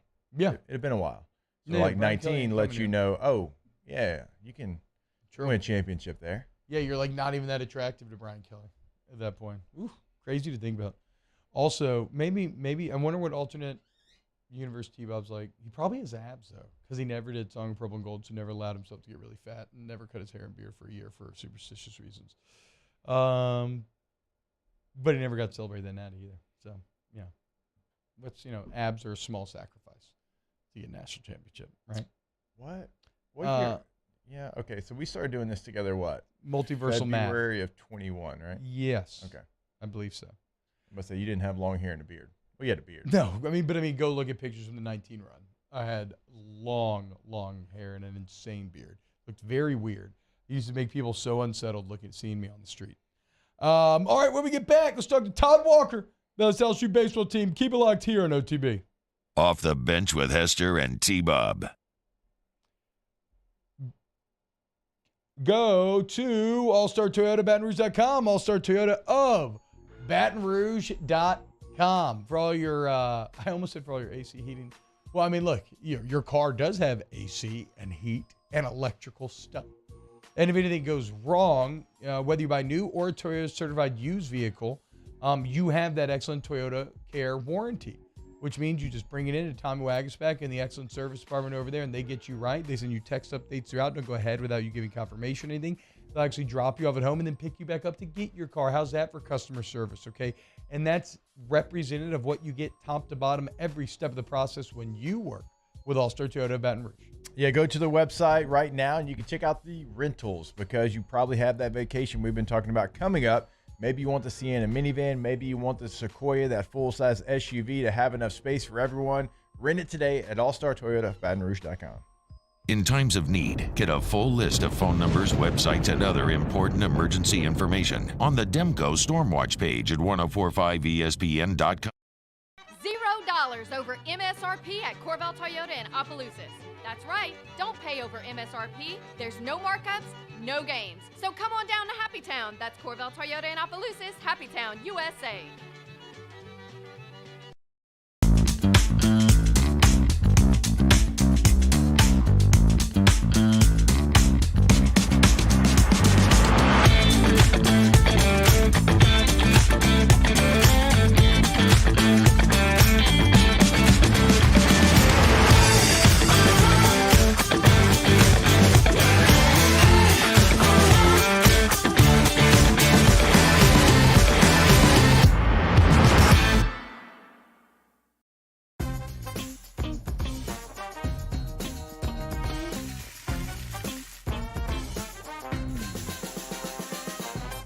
The best kept secret in town is out. Discover Tallulah at the Renaissance Hotel on Bluebonnet. Turn my music high, high, high, high, yeah. You don't know what you're doing. Sure I do. I'm from the streets where the hood swallow on me. Bullets will follow on me. There's so much that you can run the slalom. The cops comb this top to bottom. They say that we are prone to violence, but it's home sweet home. With personalities clashing, chrome meets chrome. Prices up and down like this Wall Street. Hey, what's up, y'all? It's that time again. It's heating up. Your boat's getting ready to come out and spend all summer on the water. It's time to take your boat to the next level with front-to-back boat service, where if you want an incredible custom speaker install, it's going to blow people away in the water, that's there for you. You want an HD sonar where you can see the fish under the water before you cast, beat all your friends, that's there for you at front-to-back boat service. So don't put it off. We got the parts in right now. Get them now before they go back on back order. Front-to-back boat service.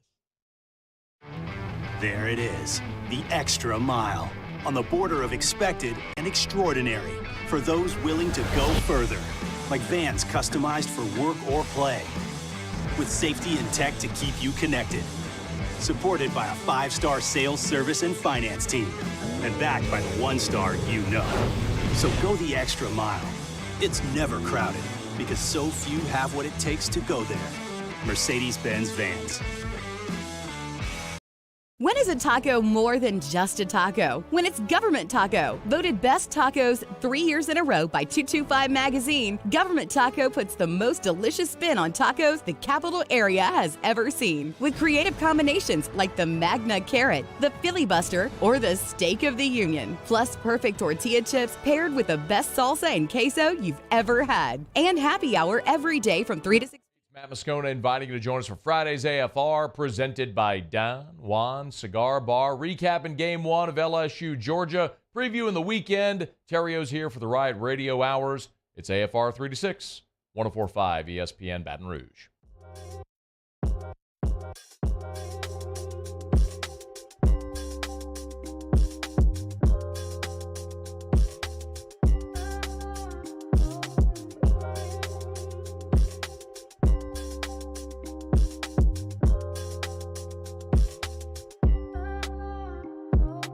All-Star Toyota presents Off the Bench with Hester and T-Bob. ESPN Baton Rouge, New Orleans, Alexandria, and 1130 The Tiger.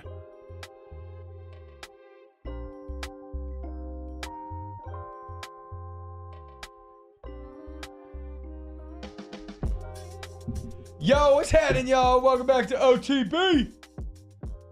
Right now, it is my distinct pleasure to talk a little LSU baseball with the legend, Todd Walker. Now catch him all over the SEC network.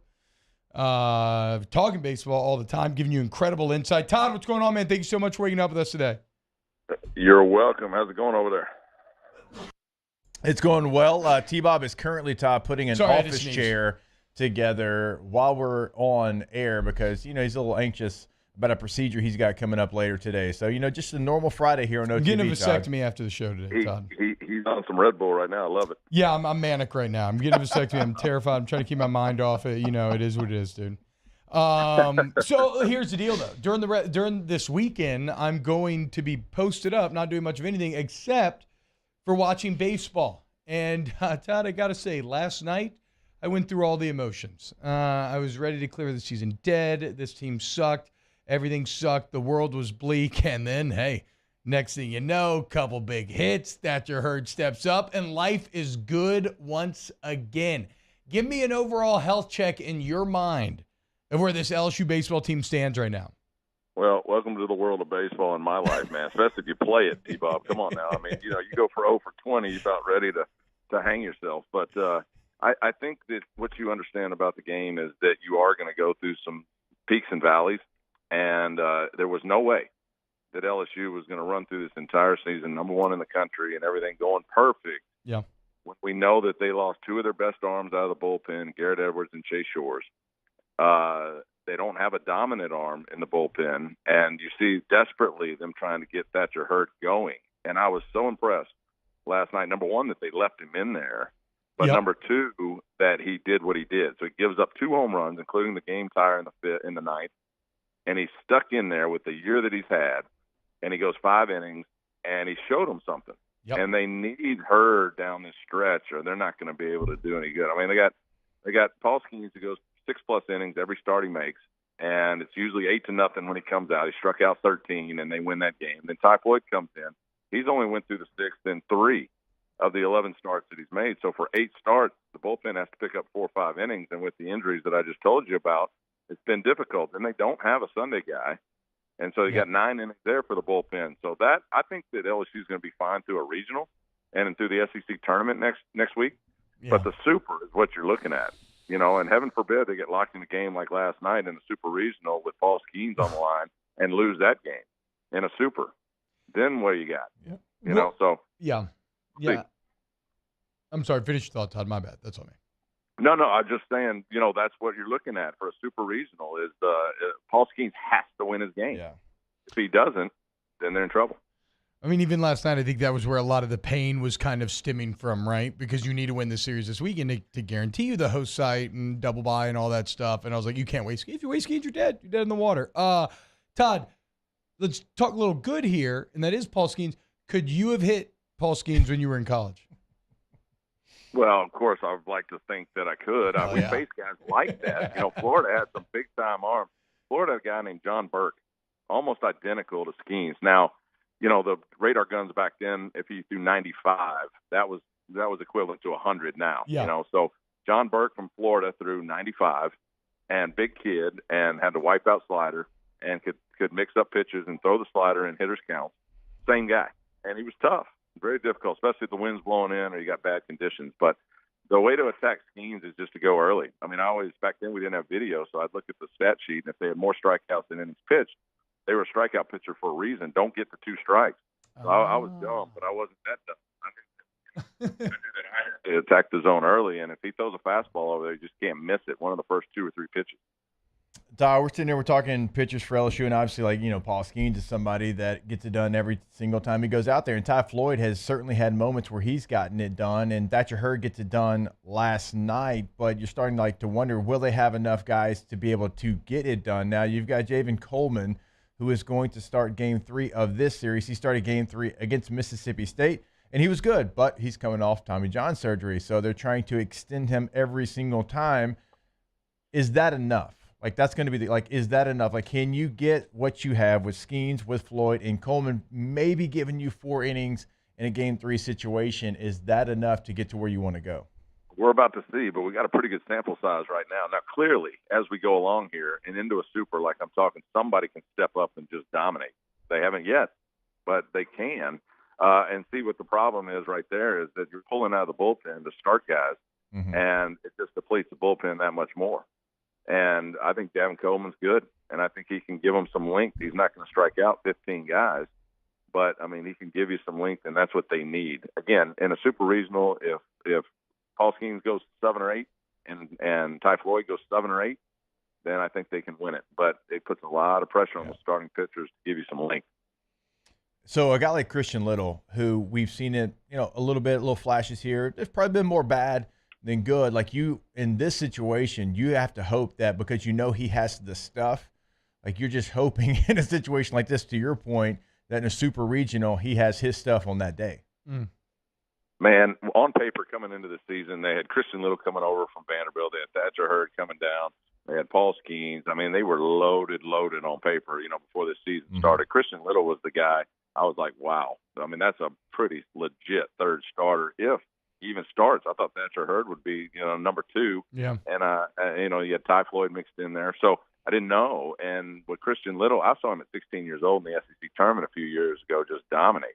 And I thought, this kid is for real. I don't know what's going on there. He's been around the zone. The fastball's flat. But he's got a lot of talent. That's another guy they've got to get going somehow, some way. Yeah, and even he's been such a mixed bag where it's he'd be even having a great outing, then it feels like something clicks and it just I guess the weird part with Little is it never goes just kind of bad. It feels like when it goes bad, it just really, really blows up. Speaking of kind of a bad streak here, Todd, I almost have to preface this with, look, I will always bet on this man. He is awesome. He is the best. He may be the number 1 overall pick in the draft. But we did talk about slumps earlier. And last night would feel like maybe a slump buster when you look at the final stat line from Dylan Cruz, even though I know he's disappointed in the bases loaded situation at the end. But when you are an elite hitter such as yourself or such as Dylan Cruz, and all of a sudden things that aren't going the way they've gone all year, how do you avoid getting in your own head? How do you kind of regain your rhythm? Yeah, same as I said as a team. You already know that things aren't going to go that well. In order for him to hit 500, every ball he touched had to find a hole, so there's luck involved. And what I was saying about Dylan Cruz is he's not going to slump, meaning he's not going to strike out 15 of his next 20 at-bats. But he's going to be hitting balls right at people that landed early in the season, and that's when you start dropping on your average, and that's what's happening with Dylan Cruz. He's the best in the country. That bases-loaded situation you talked about last night, he took a 2-0 fastball right down the middle. Yeah. And what that tells you is when you're in an elite position like he is, he's expecting something nasty, even with the bases loaded, nowhere to put him. And then you start outguessing yourself, and you start taking pitches that you should crush, you know. And I thought the pitch before the pitch he took was a strike. And then he took strike 3 to slide it. Looked a little bit up. He bent over to try to make it look a little better, you know. Yeah. But I don't know what went on with that at bat there. But you're talking about the best hitter in the country, and I think the ultimate thing for him is to answer your question is you just know you're good and you know what's happening, which is I'm hitting balls at people. That's why my average is dropping a little bit. But all I got to do is keep doing that. They call it an average for a reason, which means eventually things start falling again, and my average goes up. Hey, I want to ask you, Todd, about Hayden Travinski. He's a fellow Airline High School alum, obviously LSU, so same path as young Todd Walker, and he's been a guy that he's hit a home run every 6 plate appearances. That's what he's averaging right now. I mean, he's on an absolute tear. The average is way up. They're finding a way to get him in the lineup, catcher, first base, DH. He very easily could have left through the transfer portal this year, decides to stay. I know you have to appreciate him staying, getting his opportunity, and then now doing what he's doing. Yeah, I saw that kid in high school hit 3 home runs in one game. So those 6 plate appearances, nothing. But let me tell you, he's a strong, strong kid. And what I'm proud about for him in this day and age when, kids get fed up pretty quickly and they can move anywhere they want, he stayed, just like you just said. He's stuck around. He's stuck it out. He's in his 4th year. Remember, Paul Maneri put him in on opening night his freshman year, and he hit a home run. So we were thinking this guy's going to be ridiculous, his whole career. And he's battled some injuries, some slumps, some struggles, some strikeouts. And here he is in his 4th year, finally getting his real chance, and he totally earned it. Like, that kid has just earned it by sticking around and gutting it out, and I'm proud of him, and I think he's a testament to how it should be, which is, perseverance wins out every time, and I think Travinski's showing you that, and it's a big piece. He can change the game with one swing, and there's not too many kids in the country that can do that. Talking to Todd Walker, College Baseball Hall of Famer, LSU Hall of Famer, College World Series most outstanding player, MLB great, one of the purest hitters to ever play the game. And I don't, we haven't got to talk to you much this spring, Todd, so I don't know that I've gotten to talk to you about Tommy White and the way that he swings the bat. But I want to ask you something very specific, where White has that weird thing where he has no problem getting in 2 strikes, right? He is fine. He's completely comfortable in himself. But when he gets to 2 strikes, he changes up that stance. He hits that Jeff Bagwell kind of compact, wide body type deal. I guess as a hitter, do you have any insight as to because my layman brain's like, why change your stance, right? Why not just hit like that from the jump if that's where you're so comfortable? Like, what's the idea behind that? Bro, do we got an hour and a half? I mean, what you just said was my entire struggle my whole life. So I stood up when I was in college. If you see any pictures, I'm straight up, bat way up in the air. By the time I was facing 98 with sliders and nasty changeups and everything in the big leagues, I got to where Tommy White is, and I struggled with that because I was like, I felt like I had more power before 2 strikes by just letting it loose, and then with 2 strikes, I'd tighten up. Well, I hit some home runs with 2 strikes, middle end, just contact with the baseball. So I thought, I'm gonna adopt this approach my whole at bat, and that's what I did.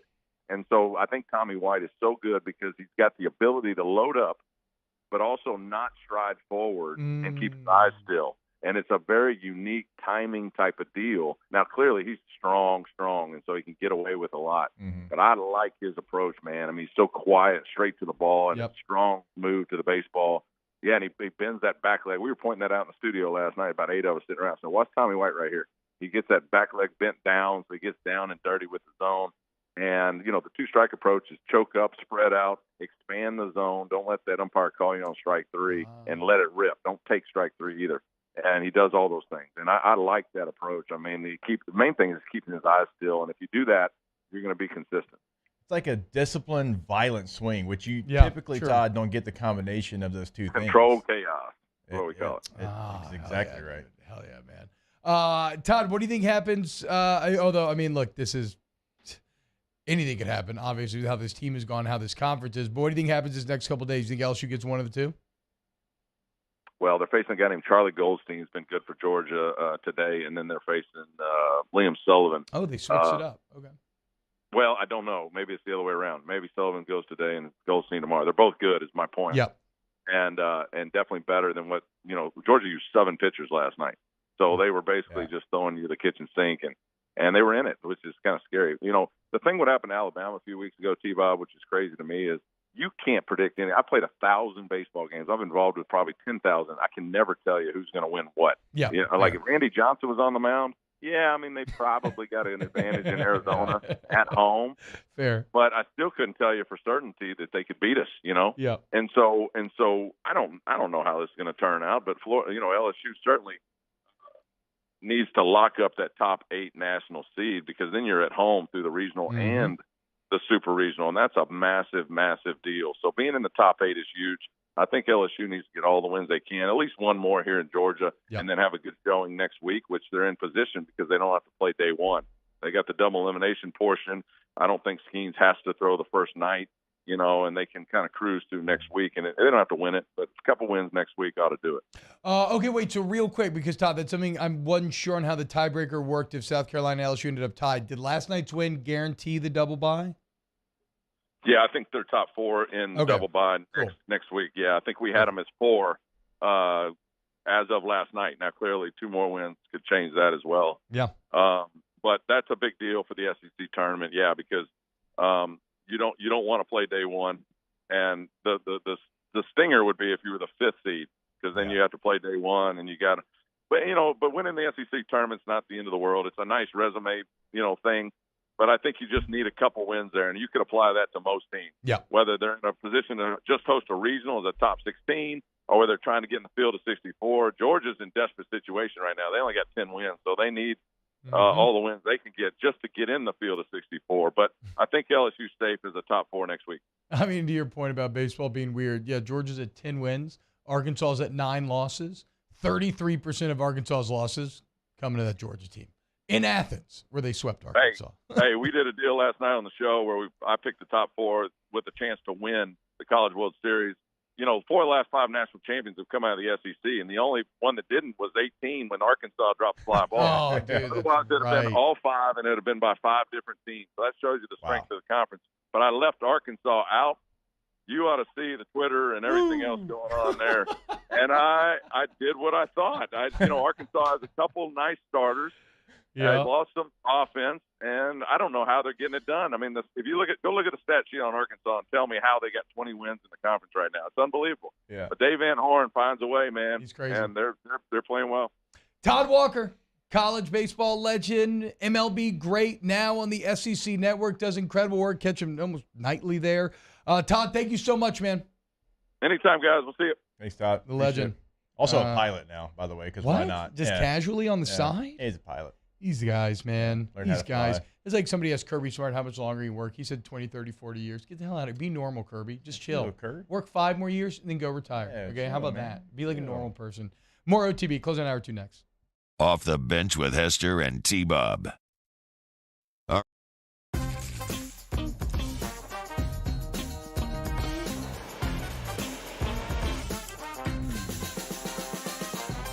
The best kept secret in town is out. Discover Tallulah at the Renaissance Hotel on Bluebonnet.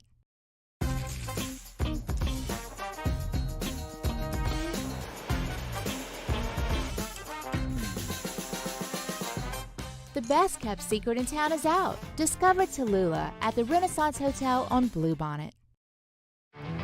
There it is, the extra mile, on the border of expected and extraordinary, for those willing to go further, like vans customized for work or play, with safety and tech to keep you connected. supported by a 5-star sales, service, and finance team, and backed by the 1-star you know. So go the extra mile. It's never crowded because so few have what it takes to go there. Mercedes-Benz Vans. Follow us on Twitter at 1045ESPN to cast your vote in the Citizens Bank and Trust poll of the day. Vote daily inside Off the Bench, anytime. Hunt Palmer. And after further review, Citizens Bank and Trust brings you the poll of the day via Twitter at 1045ESPN.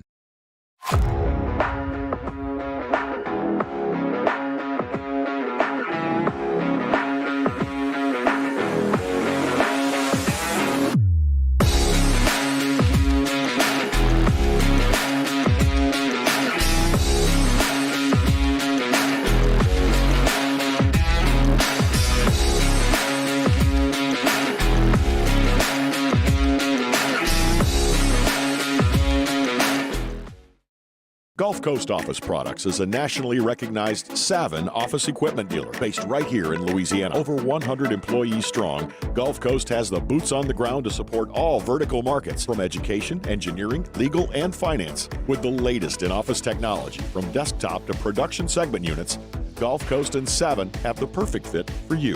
Call 225-756-2644. That's 756-2644 for Gulf Coast Office Products. Hey, what's up, y'all? It's that time again. It's heating up. Your boat's getting ready to come out and spend all summer on the water. It's time to take your boat to the next level with front-to-back boat service, where if you want an incredible custom speaker install, it's going to blow people away in the water, that's there for you. You want an HD sonar where you can see the fish under the water before you cast, beat all your friends, that's there for you at front-to-back boat service. So don't put it off. We got the parts in right now. Get them now before they go back on back order. Front-to-back boat service. Hey, it's Matt Musso. Join me Monday through Friday for your daily update on LSU baseball with Musso at the Box, presented by New Orleans Flooring, wherever you get your podcast, Apple, Spotify, Google, and check out New Orleans Flooring. 2 locations, Metairie and Prairieville, or NOLAFlooring.com.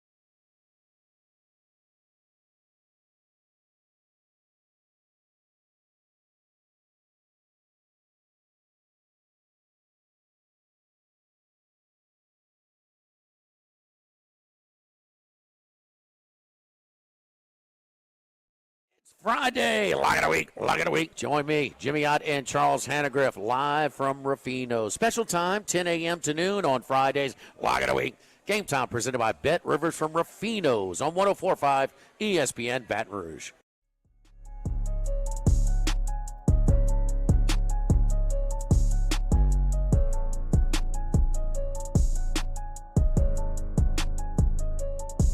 All-Star Toyota presents Off the Bench with Hester and T-Bob. ESPN Baton Rouge, New Orleans, Alexandria, and 1130 The Tiger.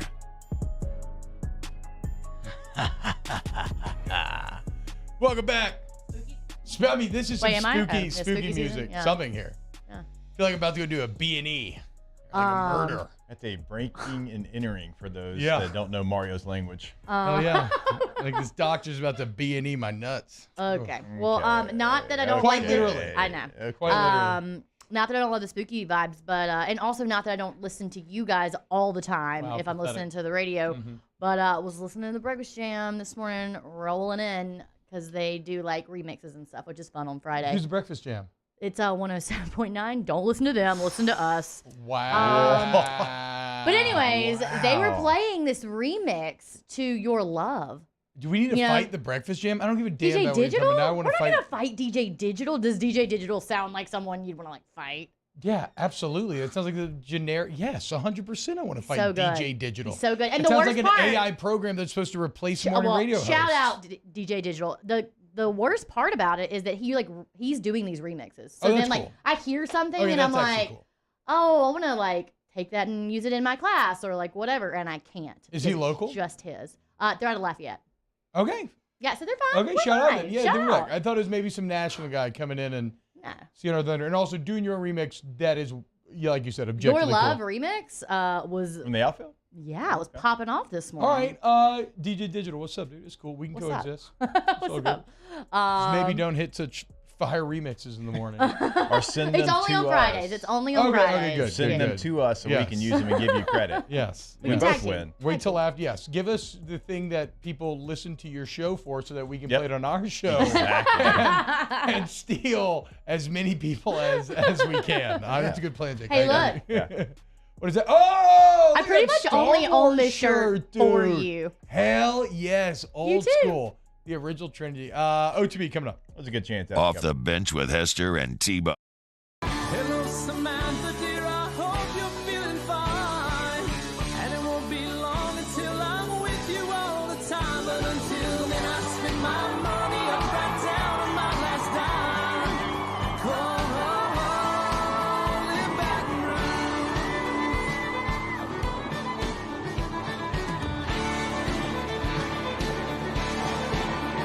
Operator, what you put me on through? Gotta send my love down to Gulf Coast Bank and Trust is giving our customers the power to bank anywhere, anytime during this challenging event. And we're right there with you. Our mobile banking app is a smart way to manage your money and time. Gulf Coast Bank and Trust, the bank that cares about you. There it is, the extra mile, on the border of expected and extraordinary, for those willing to go further, like vans customized for work or play, with safety and tech to keep you connected, supported by a 5-star sales, service, and finance team, and backed by the 1-star you know. So go the extra mile. It's never crowded, because so few have what it takes to go there. Mercedes-Benz Vans. When is a taco more than just a taco? When it's Government Taco. Voted best tacos 3 years in a row by 225 Magazine, Government Taco puts the most delicious spin on tacos the capital area has ever seen. With creative combinations like the Magna Carrot, the Filibuster, or the Steak of the Union. Plus perfect tortilla chips paired with the best salsa and queso you've ever had. And happy hour every day from 3 to 6 p.m. and all day on Thursday. Government Taco, 5621 Government Street. I've been doing business with Luba for 25 years. They're dependable, trustworthy. It's just the attention to detail with our clients. Our folks have years and years of experience. They're highly trained professionals, but many companies have that asset. What I'd like to think makes Luba a bit different is that we use those talents in a way that truly is dedicated to serving the needs of the folks who depend on us.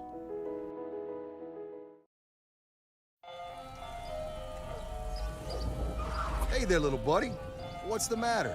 What's the matter? My windows, siding, and my door. That's what's the matter. Relief Windows can fix all of that. I got you. Pop, pop. What's up? Oh my gosh, look! Curb appeal. That's a good-looking neighborhood. ReliefWindows.com. Bayou Chrysler Dodge Jeep Ram has $20,000 off new 22 Ram 1500 SCA trucks and incredible deals on all remaining 2022 inventory, all with Bayou's 1 million mile warranty. The crew at Bayou Automotive is going to do right by you.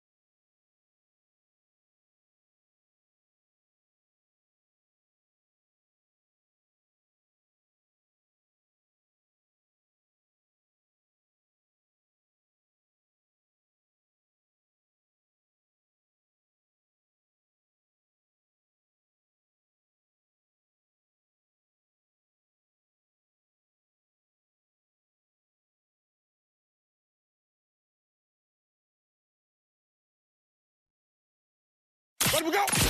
All-Star Toyota presents Off the Bench with Jacob Hester and T-Bob Hebert. Yeah. Off the Bench with Hester and T-Bob. Hey, P, they said I got to come off the bench. All-Star Toyota presents Off the Bench with Hester and T-Bob. Yo, yo, yo.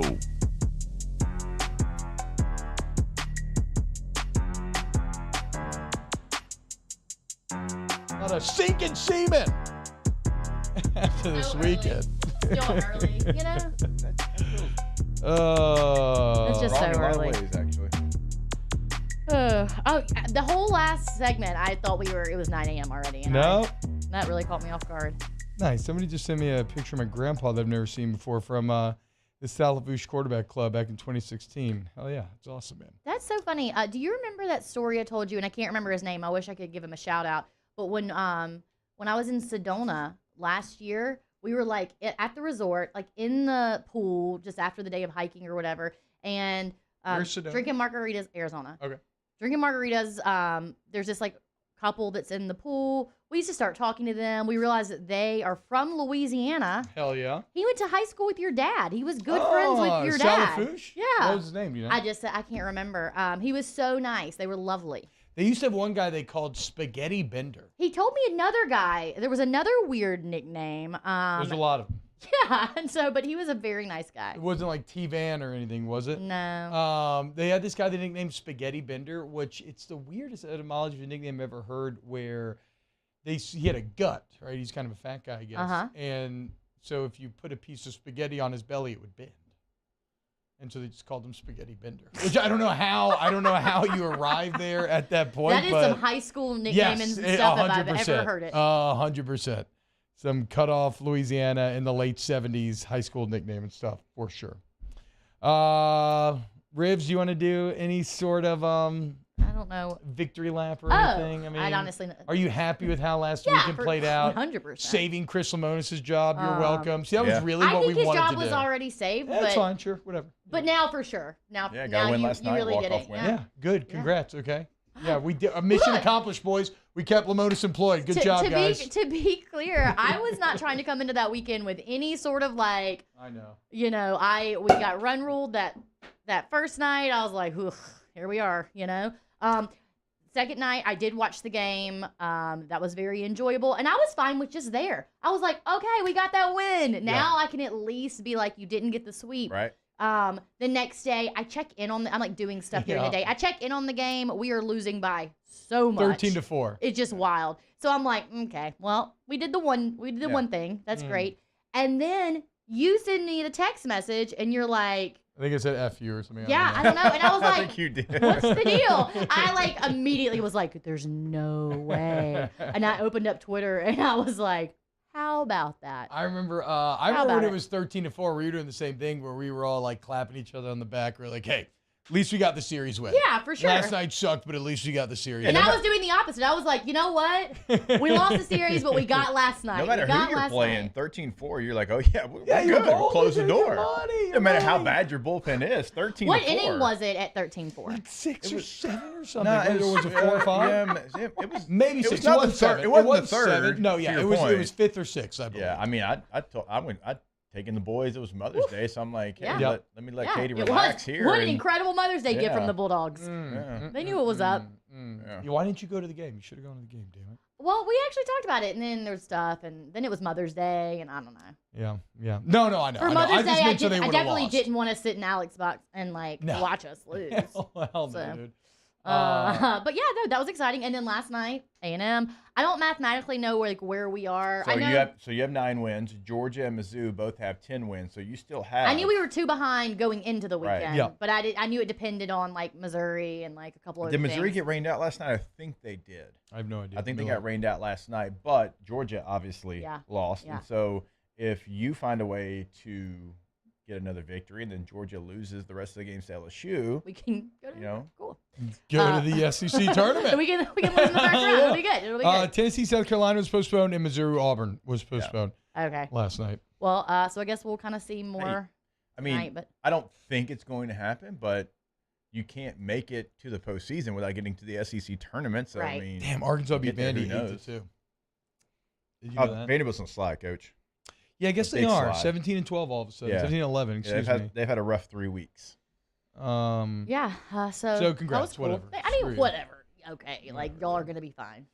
Um, You can give me a win every now and then. No, you hey, know. it's, like we said, when LSU was a bad football team and they beat a good Florida football team in the swamp, there's things you can take from that and enjoy it. It felt great. Well, right. I think it was. I did do the Happy Monday thing. That was whatever. Oh, in chat? Yes, but the chat was like mad at me. They were like, "Oh, Mississippi State wants us to beat LSU." Yeah, that's all any bad team wants to do is like win.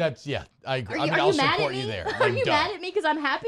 Duh, of course. Of course. of course. So we took the Alabama series. We took the Ole Miss series. Hell yeah. We took the LSU series. And you took the Ole Miss midweek trophy game. Yeah. Right? So wait, we took Alabama, Ole Miss, LSU. I mean, like, It sounds like, again, LSU football 2020. If you just told where it's somebody like, that. we sucked, but we beat Florida. That was awesome. And then we closed out with a win over Ole Miss. That You're was like, awesome. That was fun. let's call it a day. Yeah, Oh, yeah. I agree. I was Ole Miss year. You're Yeah, right. bro, 300 Hey, yards. Sean, It was bad. They were 3-5, 20-point underdogs to Florida. Never forget that. 3-5, 20-point dogs to Florida. Joey Galloway laughed at the thought of LSU being competitive in the game. Little did But he that's know, feel good sometimes. Dan I Mullen's can get it, time for was sure. unraveling. Oh, would they take Dan Mullen back right now? Yeah. The problem- Yeah. So the Andy Staples piece from the other day showed me, though, that Florida had two problems. I'm out on First, Andy, by the way. Just completely You're out. out? You're just out. I'm out. Publicly out. I'm out. I mean, I've heard of people being privately out. You heard it here publicly first. out? And Why? Andy co-hosts with me a bunch, and so Does he know you're out? Okay. So this is like a friendly out. I thought this Oh, was yeah, like yeah. a. Oh, I was like, yeah, what are we okay. about to do? Okay, yeah. Same. I thought you were like for real. I thought out. you were about to air some real grievances here. Sorry. Maybe I was a little. No, he said LSU and Florida doesn't matter at all. And when that game goes away, it's not a big deal. And he played for Florida. So Oh, yeah. Oh, that's right. That's right. Yeah. He's so in shape now. I know. I don't know that he's wrong from the grand scheme of things, but certainly to us in the fight, that is not the case. But again, that's always been the LSU Florida weird thing, is that I don't think that anybody else knows how much the people in it care about it. But because I the mean, people outside don't. I guess he was in it, but when he was in it, they were probably dominating the series because he's a little bit younger than CD, and Okay. so like the Florida was still So Florida. Yeah. Well, CD, Yeah, and LSU wasn't CD, you're LSU old. yet. You're about to be 50. I'll be with you though. I'm a dog. The thing is, LSU wasn't LSU yet. We are children of the. We're children of the Saban, Urban Meyer LSU. But Florida. yes, and that's completely fair. But like LSU has won 10 of the last 13 in that series. Yeah. But I still find it very intriguing and interesting. Even when LSU lost at home, and what year was that? They rescheduled it, or guys got stopped at the goal line. Whatever year that was, like LSU lost. But I was like, man, that's a hell of a battle. Like this is a series that I never wanted to go go to a away. Sugar and Bowl. It's probably going. Yeah, it's probably going to go away. So I think At least every year. Well, I mean, yeah, it'll be every other Gonna year, have a right? rotation. So like that's the cool part about the new schedule, is that for all the talk of all this, like you play everybody every year. But I think with the Andy did a deep dive into Florida the other day, and two things were shown to me. First off, I did not realize how little Florida's committed to like facilities and investment. Really? Yeah. Nothing. Because Steve Spurrier back in the day was very much baseball, like, too. If Steve Spurrier was like, we don't need all that. Like, Wait, we're did they gonna not win. just recently do some stuff? So okay. just recently they did a ton of stuff. Got it. So where I'm going with all this is, well, first off, this blew my mind. When Urban Meyer was in the midst of his 6 years, 2 national championship run, the one major project they did was everything was, Jake, they didn't have a football ops. Yeah. Everything was still run out of Ben Hill Griffin Stadium, all the weight room, all everyday activities, coaches' offices.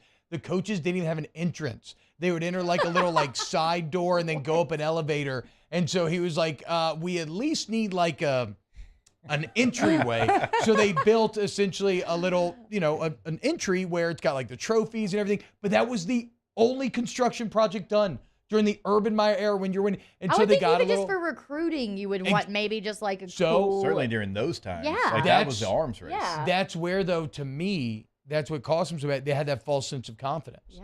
Because Spurrier won Like, they're like, without we don't it. need it. Meyer won without Yeah. it. They're like, why are we going to commit? And they're a very academic school to begin with. Yeah. Yeah. So like, why are we going to commit all this money here anyway? We're already winning.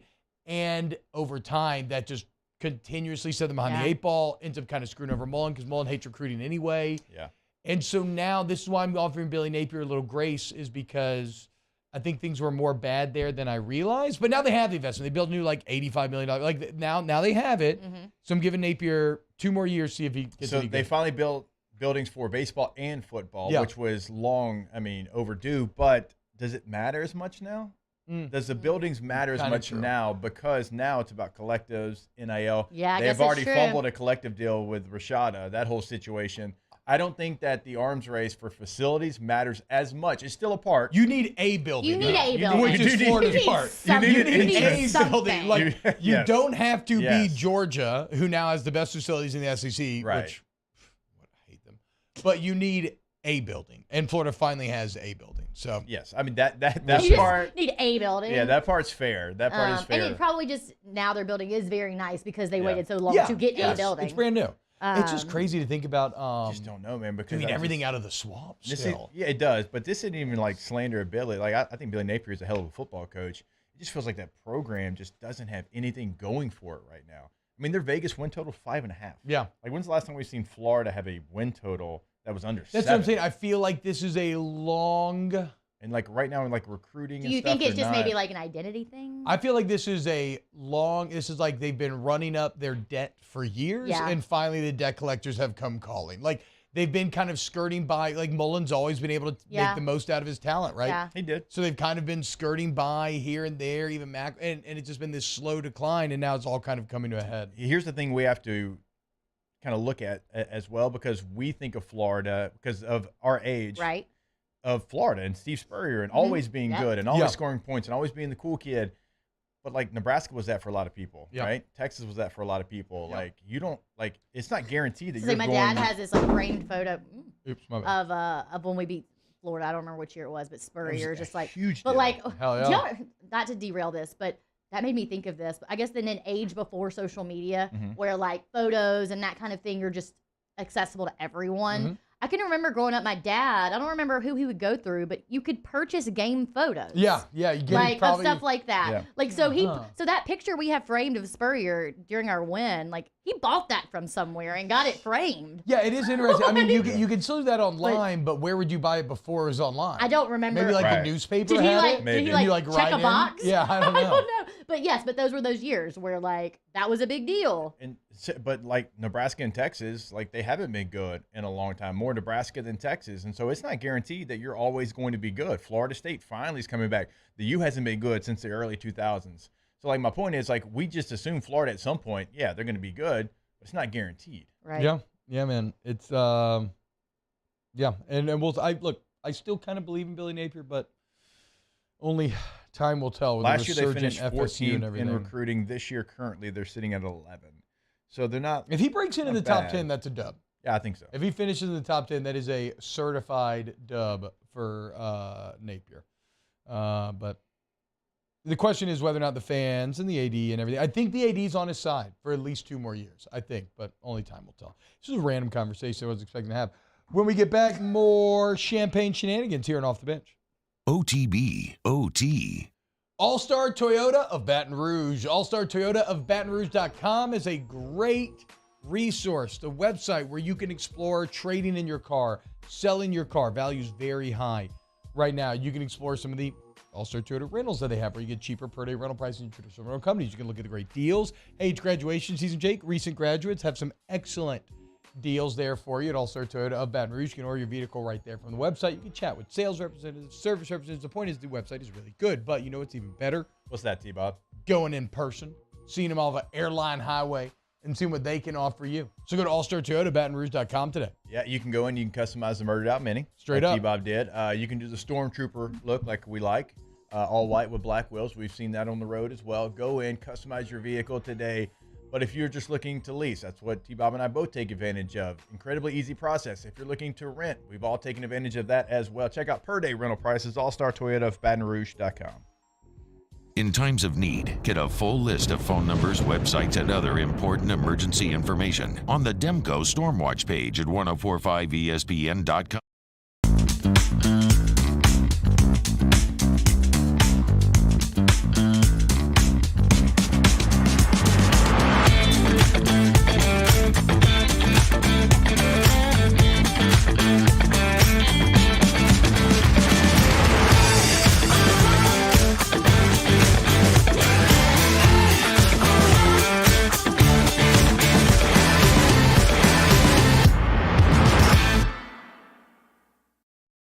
Hey, it's Matt Musso. Join me Monday through Friday for your daily update on LSU baseball with Musso at the Box, presented by New Orleans Flooring, wherever you get your podcast, Apple, Spotify, Google, and check out New Orleans Flooring. 2 locations, Metairie and Prairieville or NOLAFlooring.com.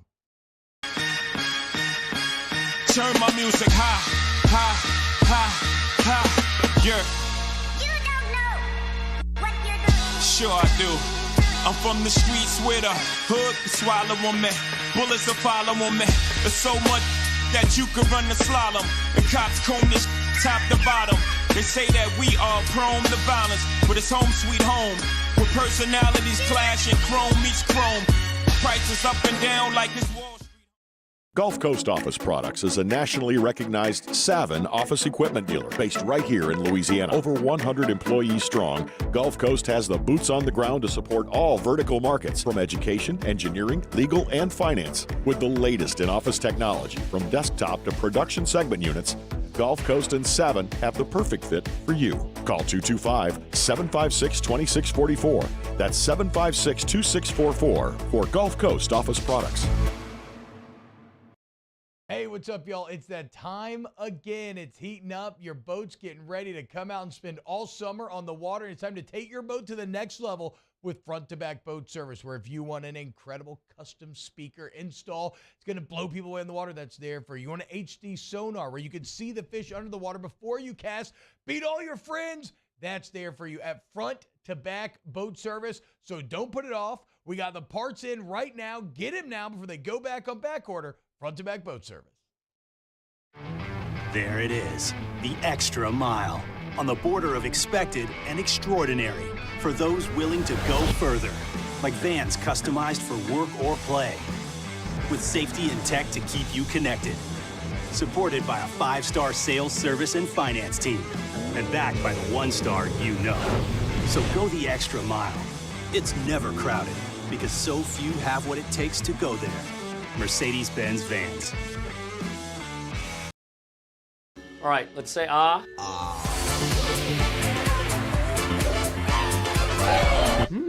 Where'd my spotlight go? Super weird. Hey, it's Hunt. Join me for a Friday edition of the Hunt Palmer Show, presented by Cork's Cajun Fried Fish and Shrimp, recapping LSU and Georgia in the SEC openers. Where do the Tigers stand in the NCAA picture? Hunt Palmer Show, 1 to 3 Friday, 104.5 ESPN Baton Rouge.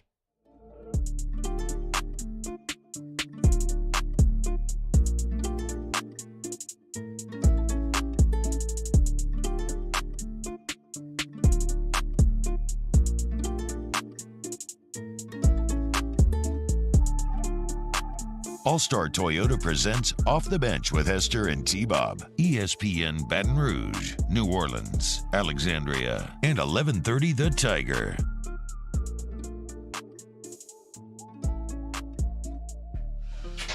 Welcome back into OTB. T-Bob Hebert is on his 3rd office chair of the morning. These are for the office. I'm so proud of you. We're making good time. Our office is really starting to grow legs. This is the 4th and final chair, literally, right? Look at the legs. Yeah, They're growing right here in my hand. I just, when I have a pun, I don't celebrate it. Oh, well, how are people going to know that you did a great pun then? That looks like a weapon. I know, doesn't it? It kind of looks like a badass giant ninja star. Wow. Just throw it and hit don't Mario. Throw that. Mario's not in here. No, I'm not going to throw it. Look at all this equipment back here. I had something the other day. I accidentally threw at Mario. Were you like thinking he might? No, yes, because I had something the other day. It was like a basketball or something. I was just kind of doing like this, and just out of nowhere, I threw it at Mario. And I don't know why, I just flew out of my hand, just like, I don't know. Wow. Yeah, You don't know why? Is that bullying? It was like subconsciously, you just. I don't know. Just playing catch. Yeah, yeah, that's what it was. I mean, what are you going to do? I mean, he caught it. It went hard. He caught it. Oh, man. Hey, here is, I don't know where this is going to go because I haven't actually seen the whole video, but we were talking about spring break earlier, and we were talking about how... Do we know that there's nobody naked? Yeah, I mean, it's MTV, so I'm going to guess no, Okay, right? so It had to be censored- cable friendly. I've watched Okay. it. Okay. Now, Love I haven't that. heard the audio, Love that but I've for watched us. the video. If it was can't on remember- MTV, that makes me feel I better. can't remember our setup, right? I think we were telling like spring break stories a little bit, and we were talking about how it just had to be so different in time before. Like, because nowadays, you show up and culture is more homogenized, right? Like everybody's kind of got the same style, everybody's Yeah. following the same Instagram trends. people maybe coming from other parts of the country, we probably know more about them just in general. Yeah. People are going to look more similar. You're acting like we are one country coming into another. Well, I mean, look, that's maybe how it felt. Maybe. When in 1987 you showed up in Panama City and you had some people from like New York or like California come in because they would be dressed still different. in the 80s had a general knowledge of each other. But not to this extent. It was not as like go look at home movies that you have of doing like Spice Girls routines, and then go look at girls. Oh, I mean for sure doing TikTok dances. Well, now. I think that just like people look older now. But I don't even mean it like from that. I'm just saying like they know how to dance. Yeah. Like they know how to do what they're seeing constantly. Yes. Versus like we're back in the day, you're like just an innocent little kid and you're little like Aeropostale t-shirt. Wait. Actually, if you watch any movie of our generation at high school proms or homecomings, everybody knew the same dance. Everyone knew the same one. What are you talking about? All that. I mean, she's all that. Every prom ever scene. teen drama. Usher was whatever. the school DJ, which that didn't exist anywhere. We did not have a school DJ running around. He was from 104.7 The Fish, the local Christian station. The Fish? Leave some room for God, kids. I love no it. grinding. She's all that, like legit. He just had all day. He was never in class. He was never in class. He was always just playing music over the loudspeaker. Yeah, I guess not another teen movie does play with that as well, where everybody knew the pre-choreographed dance. Yeah. So we all knew how to dance. Yeah. Not really though. It wasn't cool. But that's not what the video documents say. Well, okay, you know what? Let's see it then. Let's see. This is from 1987. This is 1987 MTV Spring Break. How many college kids can you stuff into a small seaside Florida town? Way too many. And MTV will be there with live concerts, party zones, guys in shorts, girls in bikinis, and big star co-hosts. The Sun, Skin, Stars, and Psychos. From Daytona Beach on MTV Spring Break 87. We go live starting March 27th. Wow, dude, imagine seeing that in 1987, how badly you wanted to be at Daytona Beach. I mean, the Beastie Boys are going to be there. Oh, the Beastie Boys. Yeah, the Wave Runner going over the logo there at one point in the video just looked like a wild and crazy. Yeah, I'm Now, funnily enough, though, guys in shorts, girls in bikinis, like the style is actually kind of similar to what you might see this year. That is actually what the beach will look like this year. Like a late 90s one would probably look weirder from a fashion sense than did that video. You know what I think? You're talking about looking at me dancing to my Spice Girls and these girls. Yeah. Like they do. They look so much older. But what I will say is this generation, this like TikTok generation, is really doing women like my age a favor. Like, so we get to be adults, but we also have learned through them how to look younger. Oh, yeah, true. Like, That's fair. they've really done us a favor. Like, fair. now I'm not having to age as, like, as roughly I guess as I did before. That pop culture osmosis goes both ways. It goes both ways, for sure. The monoculture that is, well, it's weird because the monoculture from entertainment is shattered, but the monoculture stylistically is probably more unified. But yeah, it makes younger people look older and older people look younger. Yeah, we all look the same age. How about that? We're all just, we're all melding. I mean, I don't look like a 14-year-old, but I just mean like we're kind of coming closer to the middle rather than. Yeah, that makes sense. It's like California. I feel like I look younger than my dad did at 38. I mean, I look at pictures of my mom from the 90s, and she looks younger now than then. Why were we doing it? We were making some weird decisions, like with our hair. Shoulder just pads. in general, yes. In like the 90s. And I'm not talking about style necessarily. Okay, that's what I was going to say. Do they look old or is it because it was our parents' style? Like, I look at pictures of my mom from the 90s and her really curled hair and her bangs. Like, she looks younger now than she did then. Yeah. Yeah. I don't know. It's, you know who doesn't look any different? Paul Rudd. He does not. He is not aged a He looks the single day. same age in Clueless as he does in Ant-Man. Or Pharrell. Pharrell's like 70 or something. Pharrell's old? He's real old. Or, He's not 70. or look, He's on not TV, 70. Martha Stewart. Oh, yeah. On Well, TV, no, he's but 81. okay. To be 81. clear, yes. Martha are you Stewart. about to No, hate on her? I love Oh. Martha. I knew you were going to do that as soon as I brought this up. Oh. No, I love Martha Stewart. I'm so happy that she's in this magazine for everyone. But she is the definition of you're not bad looking, you're just poor. Yeah, that's it. I mean, that's To be yeah, clear, yes. that face is only like 2 years old.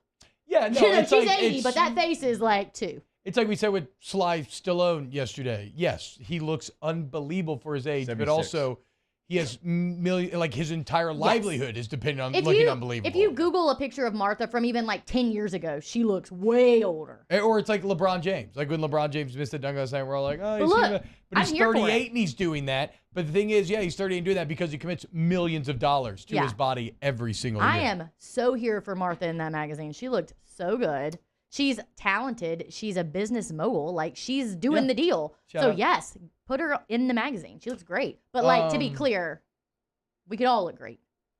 No, for sure.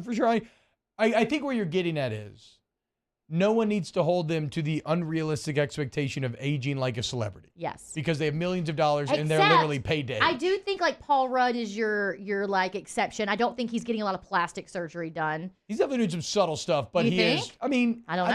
think- He doesn't give me vibes of like Keanu Reeves. He doesn't give me Keanu Reeves is Botox doing subtle vibes. stuff. Is he? Yes, absolutely. Look at Okay, but look how, you know better than how I do. Pharrell is. You think Pharrell's doing some stuff? I don't know. He doesn't give me. I'm getting Cruise? Botox. No, I do not. I mean, Tom looks old to me. Dude, hold on. Tom's They're- 60.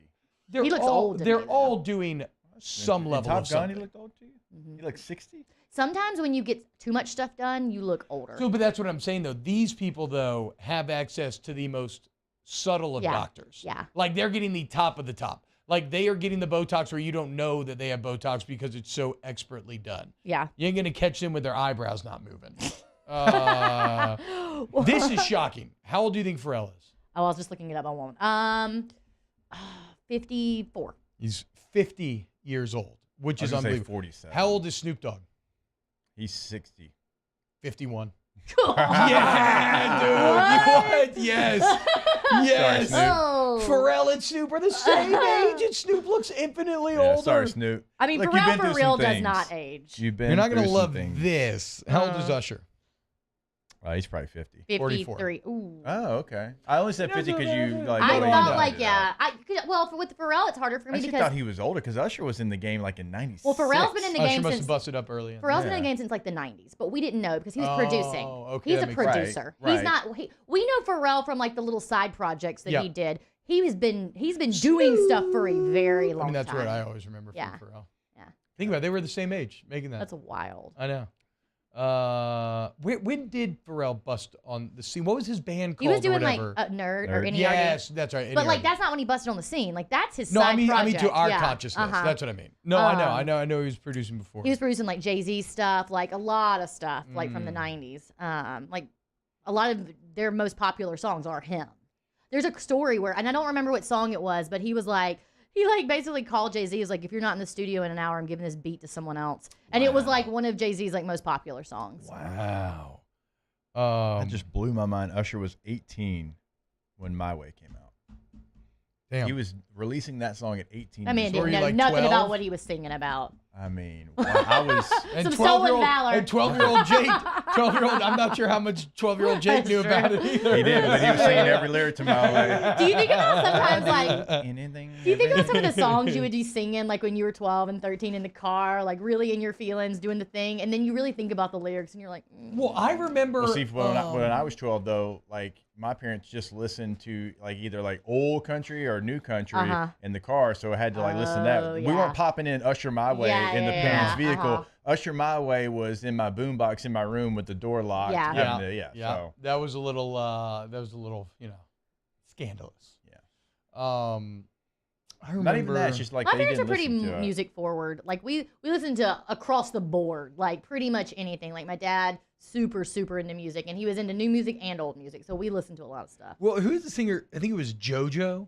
Yeah, it's too late. That's like 2000s. Yeah. Well, the reason is though she was 13 when Oh, she yeah. sang that song. Yeah. And even I remember being in high school and being like, "Hold up, now you're 13. Like you can't actually sing. Like you can't actually know anything that you're talking about. You're 13 years old. You just got out of 12. You just got out of 12. Doesn't make any sense.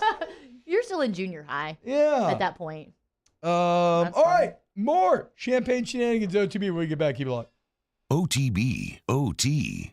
Get Gordon and get it done. 225-888-8888. You need somebody who's going to fight for you in the courtroom. You already know that's Gordon McKernan. But sometimes what gets lost, Jake, is the man behind the billboard, right? And you look at, they did the Kim Mulkey shopping spree contest today. It was great. The winner had a great time. Really cool pictures coming out of it. But most importantly, over $4,500 raised for Turner syndrome research and awareness. Okay, that's giving back to the community. Also, if you enjoy the G team, you enjoy Gordon McKernan, Gavin Dugas now on the G team as well. So what are you waiting for? Go check out the Grub with G series. And remember, if you ever need a lawyer, 225-888-8888. Certainly taking care of our local athletes. We see it every single day. So go to that website, getgordon.com. You can have a chat with them right there on the site. So like anything that you have, like you can get it answered right there on the site, but you can always dial the 8s, any area code in Louisiana, followed by 888-8888. Our listeners fire up their opinions on the jimsfirearms.net hotline at 499-1045. Keep listening for your next chance to shoot us your thoughts with the jimsfirearms.net hotline on 1045 ESPN Baton Rouge. Follow us on Twitter at 1045ESPN to cast your vote in the Citizens Bank and Trust Poll of the Day. Vote daily inside Off the Bench, anytime. Hunt Palmer. And after further review, Citizens Bank and Trust brings you the Poll of the Day via Twitter at 1045ESPN. Hey, what's up, y'all? It's that time again. It's heating up. Your boat's getting ready to come out and spend all summer on the water. It's time to take your boat to the next level with front-to-back boat service, where if you want an incredible custom speaker install, it's going to blow people away in the water, that's there for you. You want an HD sonar where you can see the fish under the water before you cast, beat all your friends, that's there for you at front-to-back boat service. So don't put it off. We got the parts in right now. Get them now before they go back on back order. Front-to-back boat service. Electricity is all around us, and our families depend on it. Every day is sparked by the power of a cold drink or a warm meal, a movie night, and a comforting light at the end of a dark hallway. From sunrise to sunset, playtime to bedtime, our team is ready to take care of your electrical needs. Even in the case of an after-hours emergency, the light in your life shines brighter with Mr. Electric. There it is, the extra mile, on the border of expected and extraordinary, for those willing to go further, like vans customized for work or play, with safety and tech to keep you connected, supported by a 5-star sales, service, and finance team, and backed by the 1-star you know. So go the extra mile. It's never crowded, because so few have what it takes to go there. Mercedes-Benz Vans.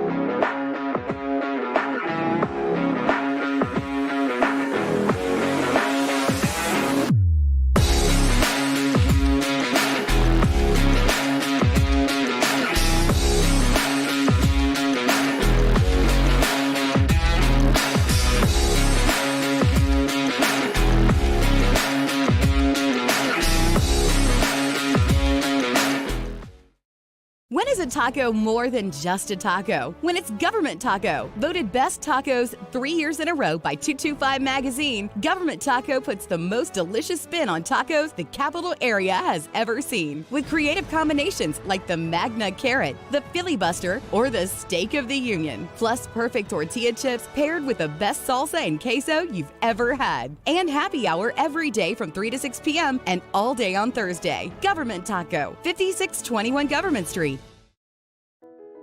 I've been doing business with Luba for 25 years. They're dependable, trustworthy. It's just the attention to detail with our clients. Matt Moscona inviting you to join us for Friday's AFR, presented by Don Juan Cigar Bar. Recapping Game 1 of LSU, Georgia. Previewing the weekend. Terrio's here for the Riot Radio Hours. It's AFR 3 to 6, 104.5 ESPN Baton Rouge.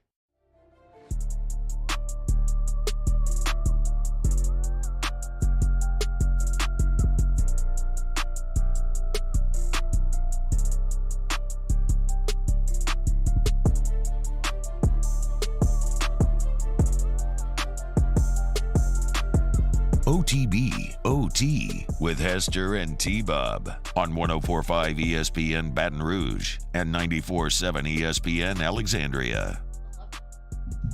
Tad and y'all, welcome back. Hey Taylor, just sent you a TikTok that may be worth playing. It's a pretty mind-blowing story that River sent us last night. My TikTok algorithm has gotten really long form. Yeah, you can tell that I'm not a youth.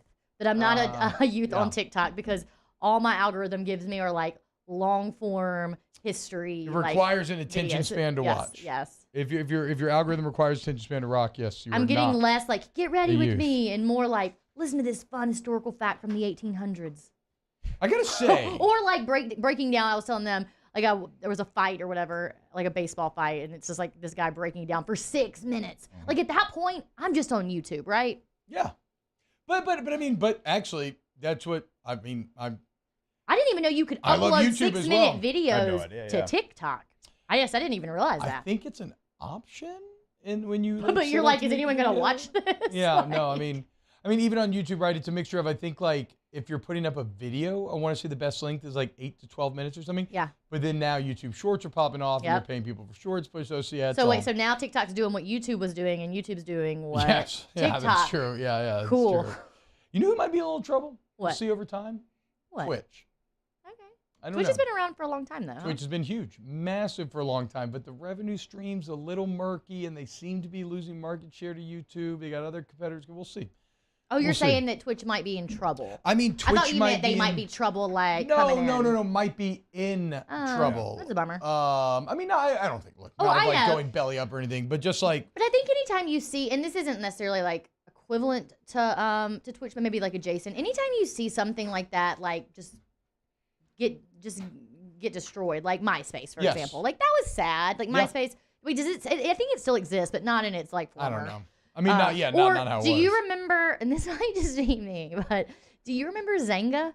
Hell yeah, I remember Zanga, dude. Oh, I had a Zanga. I had a Zanga. And an X Page. You ever do X Page? I didn't do X Page, but so Zanga, if you didn't know, it was basically like, I mean, everyone I knew had one, but like basically it's just like a live journal. Yeah. I mean, it was social media before social media existed. So you would go on and you would just update your live journal, and you could do long form, like you could treat it like a journal, Yeah. like It's Dear like a blog. It's Diary. like an early or blog. you could just be like, go into the bowling alley tonight. I don't know. Like you could do whatever you wanted on it. I used to run an X Page where It was like right before MySpace. we would do like questions like who has a crush on who, and Uh-huh. like who's the hottest guy and who's the hottest Yeah. girl and all that stuff.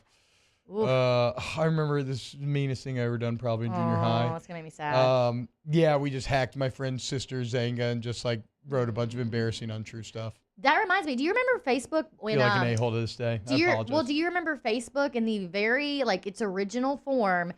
Everyone's wall was editable. You could go like What way? if we were friends on Facebook. Yeah. I could go to your Facebook and I could delete your whole wall. What? You don't remember that? No. Yeah, and I could just write whatever I wanted. No, that seems Yeah, insane. it was insane. No, we had to like hack we had to like steal her password and stuff to get in Well, there. and do this. well, to be fair, I had a Facebook before I was supposed to. I almost Um, called hacking. I almost called reading a password off a sticky note hacking. We didn't hack anything. We just read it off the sticky note. Yeah. Well, yeah, Facebook walls used to be just like you could write whatever you wanted, and so people would just leave comments underneath each other. But you could go, and so people would get drunk at night and just like, you know, delete everyone's wall. They would write "you suck" or you know some like vulgar stuff. I still think the funniest that obviously was problematic, but was just great in high school was the MySpace top. Was it top 5? Top 8. Top 8. Yeah. I got broken up with one time. Straight up. Like that. That's how Straight it up goes, got taken bro. out of that top 8, and I was like, I mean, oh, hey. so we are no longer, and it's some That's new it. girl replaced me. Yeah. Tough scene for your girl. I know, Tough dude. I know, man. You never want to scene. get out the top 8. Oh, and then I just went back to my own MySpace page and put some very emo song as the background.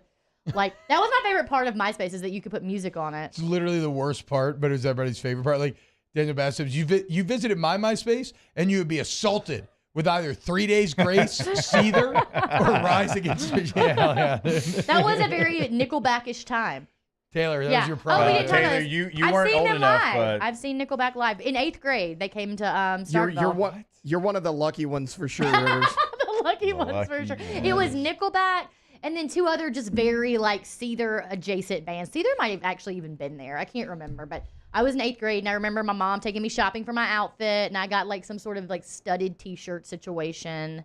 Of course. Did you go to the Buckle? It was the first concert that I'd ever gone to alone though. I will say that. Nickelback was my first alone concert. That was Newfound Glory in Good Charlotte for me. Uh-huh. It was awesome. That's a cooler one. I mean, to be sure. Is it? Maybe. Is it Newfound Glory in Good Charlotte? I don't know. I feel like I think Good Charlotte still holds up. a little bit. Maybe so. Lifestyles of the rich and the famous. So Sophia Richie, do you know what I'm about to say? No. So she got married recently. She has transitioned herself. Lionel Richie. Wait, who?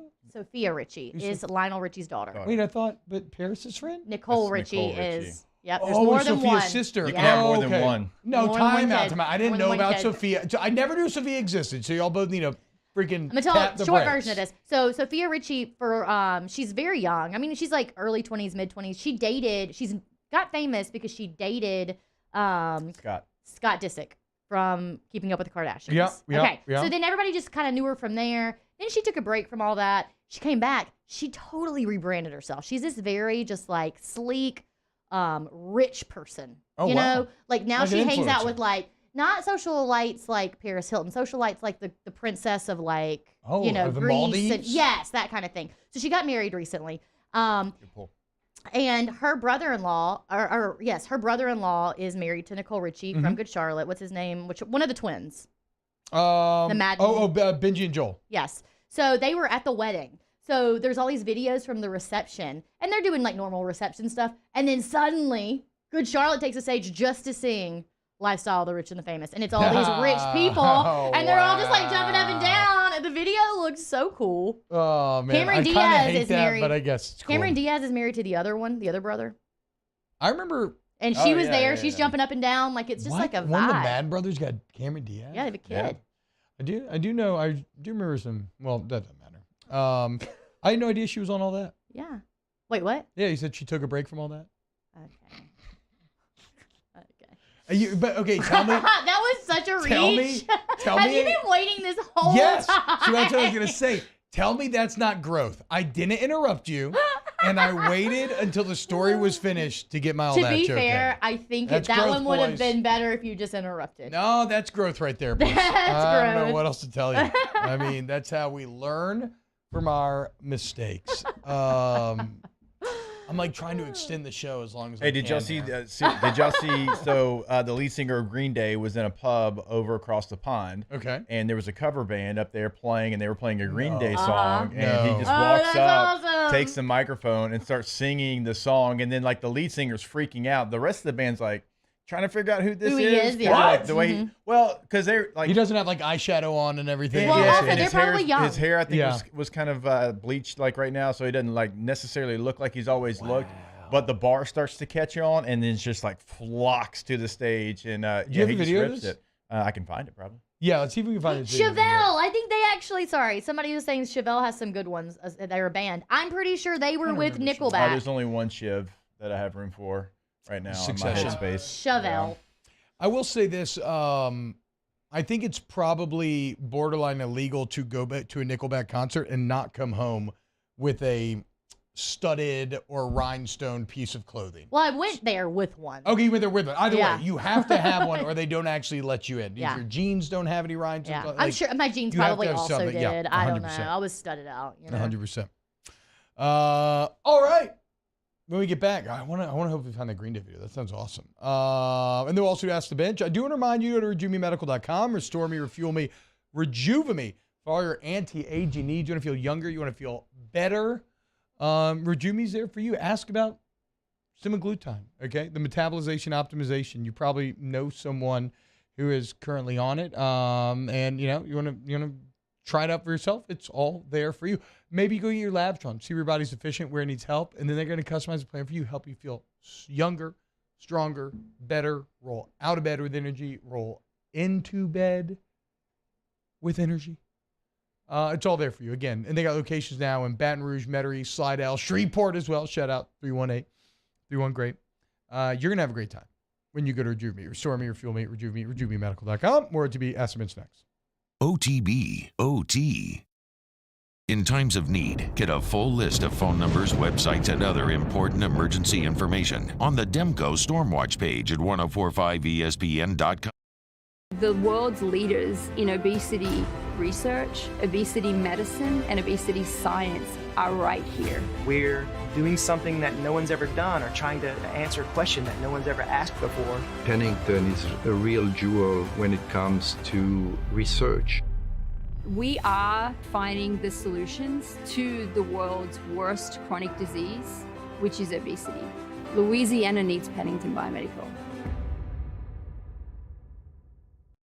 Hey, what's up, y'all? It's that time again. It's heating up. Your boat's getting ready to come out and spend all summer on the water. It's time to take your boat to the next level with front-to-back boat service, where if you want an incredible custom speaker install, it's going to blow people away in the water, that's there for you. You want an HD sonar where you can see the fish under the water before you cast, beat all your friends, that's there for you at front-to-back boat service. So don't put it off. We got the parts in right now. Get them now before they go back on back order. Front-to-back boat service. There it is, the extra mile, on the border of expected and extraordinary, for those willing to go further, like vans customized for work or play, with safety and tech to keep you connected, supported by a 5-star sales, service, and finance team, and backed by the 1-star you know. So go the extra mile. It's never crowded, because so few have what it takes to go there. Mercedes-Benz Vans. When is a taco more than just a taco? When it's Government Taco. Voted best tacos 3 years in a row by 225 Magazine, Government Taco puts the most delicious spin on tacos the capital area has ever seen. With creative combinations like the Magna Carrot, the Filibuster, or the Steak of the Union. Plus perfect tortilla chips paired with the best salsa and queso you've ever had. And happy hour every day from 3 to 6 p.m. and all day on Thursday. Government Taco, 5621 Government Street. I've been doing business with Luba for 25 years. They're dependable, trustworthy. It's just the attention to detail with our clients. Our folks have years and years of experience. They're highly trained professionals, but many companies have that asset. What I'd like to think makes Luba a bit different is that we use those talents in a way that truly is dedicated to serving the needs of the folks who depend on us.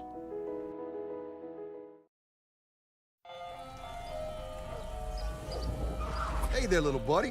What's the matter? What's the matter? My windows, siding, and my door. That's what's the matter. Relief Windows can fix all of that. I got you. Pop, pop. What's up? Oh my gosh, look! Curb appeal. That's a good-looking neighborhood. ReliefWindows.com.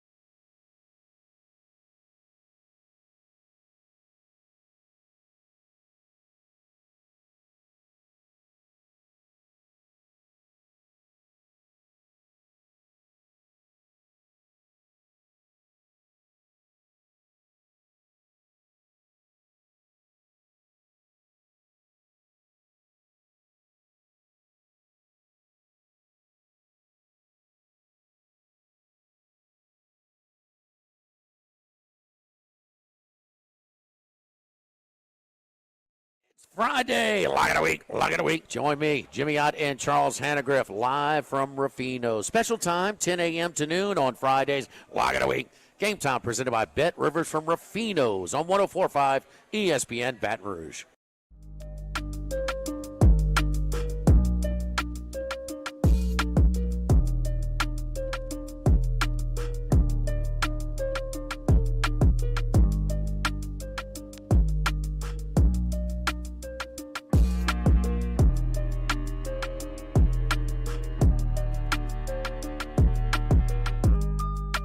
OTB OT with Hester and T-Bob on 104.5 ESPN Baton Rouge and 94.7 ESPN Alexandria.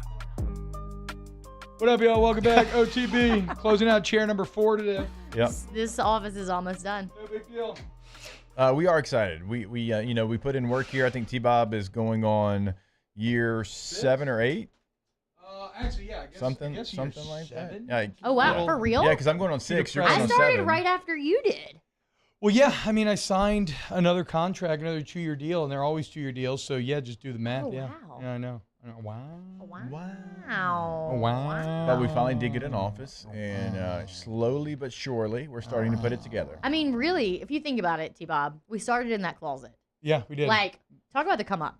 That is true. That is. We started in that closet. And there are big plans for even, Yeah. future studio stuff. So, no, there has been a nice little come up here. That's true. That's a good point. It's a good point to kind of maintain some perspective. I'll walk in that room now. Not often, but so occasionally if I'm trying to look for somebody, I'll walk into that closet studio and I'm like, really? We did just full shows in here. It's so weird to think about having people go in there with us.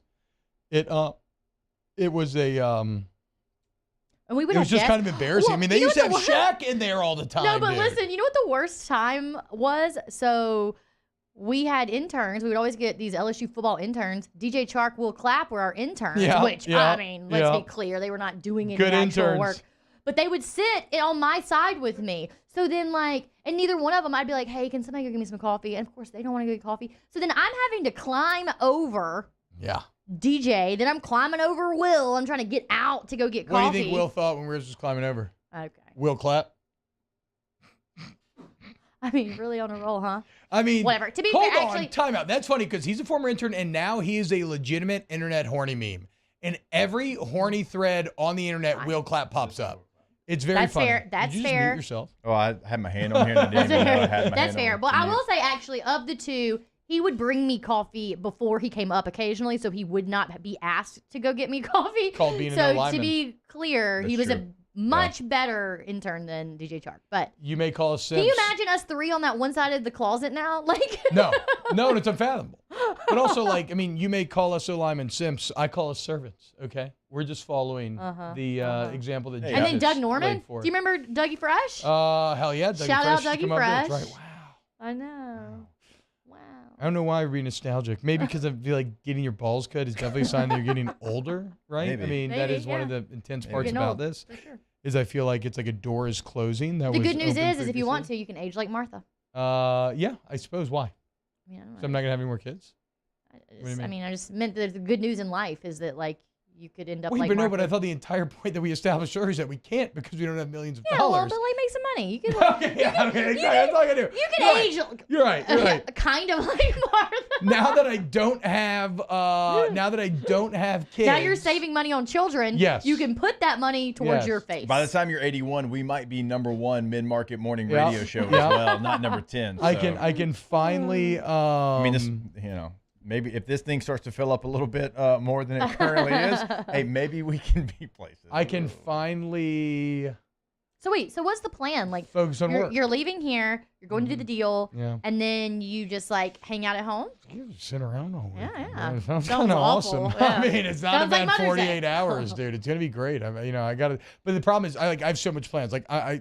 I'm excited to watch LSU UGA. I'm excited to watch LSU softball tournament. I'm excited to watch Succession. I'm excited to play Harry Potter. I'm excited to play you got Star too much Wars things Jedi planned. Survivor. I'm excited to play Ralph. That's where I'm getting at. Is that You got I too many things definitely I have a way more grandiose vision of everything I'm gonna be able to do when I'm probably gonna do 2 of these. That's how I feel when my kids, when I have a day off and I don't have work or my kids or something, I'm like, okay, I'm going to get all this stuff done. And then I get so overwhelmed by the amount of things that I need to get done that I get almost none of it done. I mean, I'm definitely going to watch all the baseball and softball games. Yes. Because there's nothing better I feel than like you being on can do pain that. You pills could and accomplish watching that. baseball and softball. And outside of that, I don't know exactly what direction the video games are going to go. So I desperately want to play WoW, but I don't the computer chair is not as comfortable as a lazy your face boy. is just you're just really fighting through it in your brain. You're like, how am I going to make this work? Yes. No, it's overwhelming. I got a lot of decisions to make. I got a lot of decisions to make. I'm more just kind of freaking out about the fact that in about an hour here or whenever, I'm just going to be under the, I'm going to get my nuts cut open. It's going to be fine. Also, I did a very close shave and it's so weird. I feel like a junior high child. I don't know if I want to open this door, but I'm going to ask. Generally, I keep the equipment. Were you told to do this? Yes. Okay. Generally, and because they will also shave you. Got it. So they're probably going to do a pass. Got it. But generally, I keep the equipment clean, and then maybe something, nothing crazy, but we don't want to look like we're in junior high. You're looking for more. You're looking for more lives. I feel like there's someone out there who could give you a live for who is it that Gronk did it for? Well, that's the problem. I have a problem with Manscaped. Manscaped. Oh, One you time have I bought a problem. Manscaped, Oh. it broke Well, in the because shower. you literally didn't use it the way it was supposed to. No, We've no, already went through this. okay, hold on. Real quick, so I want to talk about this. Agaton Baton Rouge, go to agatonbr.com, okay? Go there to all your AC, heat, and electrical needs. Time to take control of your comfort zone. They're the absolute best in the business. Go look at the online reviews. They're incredible. You get a new AC installer now, $500 off. Agaton Baton Rouge. Hey. So you misused it. Have you It's ever not seen on them. Have you ever seen a Manscaped commercial? Yes. Do you think it's waterproof? Yes. It's not. Am I wrong? I didn't use it in the bath. Water resistant. I used it in the shower, and it broke. That's surprising to me. Okay. Thank you. That is That's surprising to me. ridiculous. But did you buy it for Caitlin? That's a separate conversation. It was a bad gift. Okay, that's not the point. That's literally not the point. Astonbury is brought to you by Cold Curse Light, Busy Hard Seltzer, and Blue Moon Light Sky Citrus Sweet. That is unbelievably not the point. Okay, the point is they give off the feeling of being waterproof. We'll see you next week. OTB.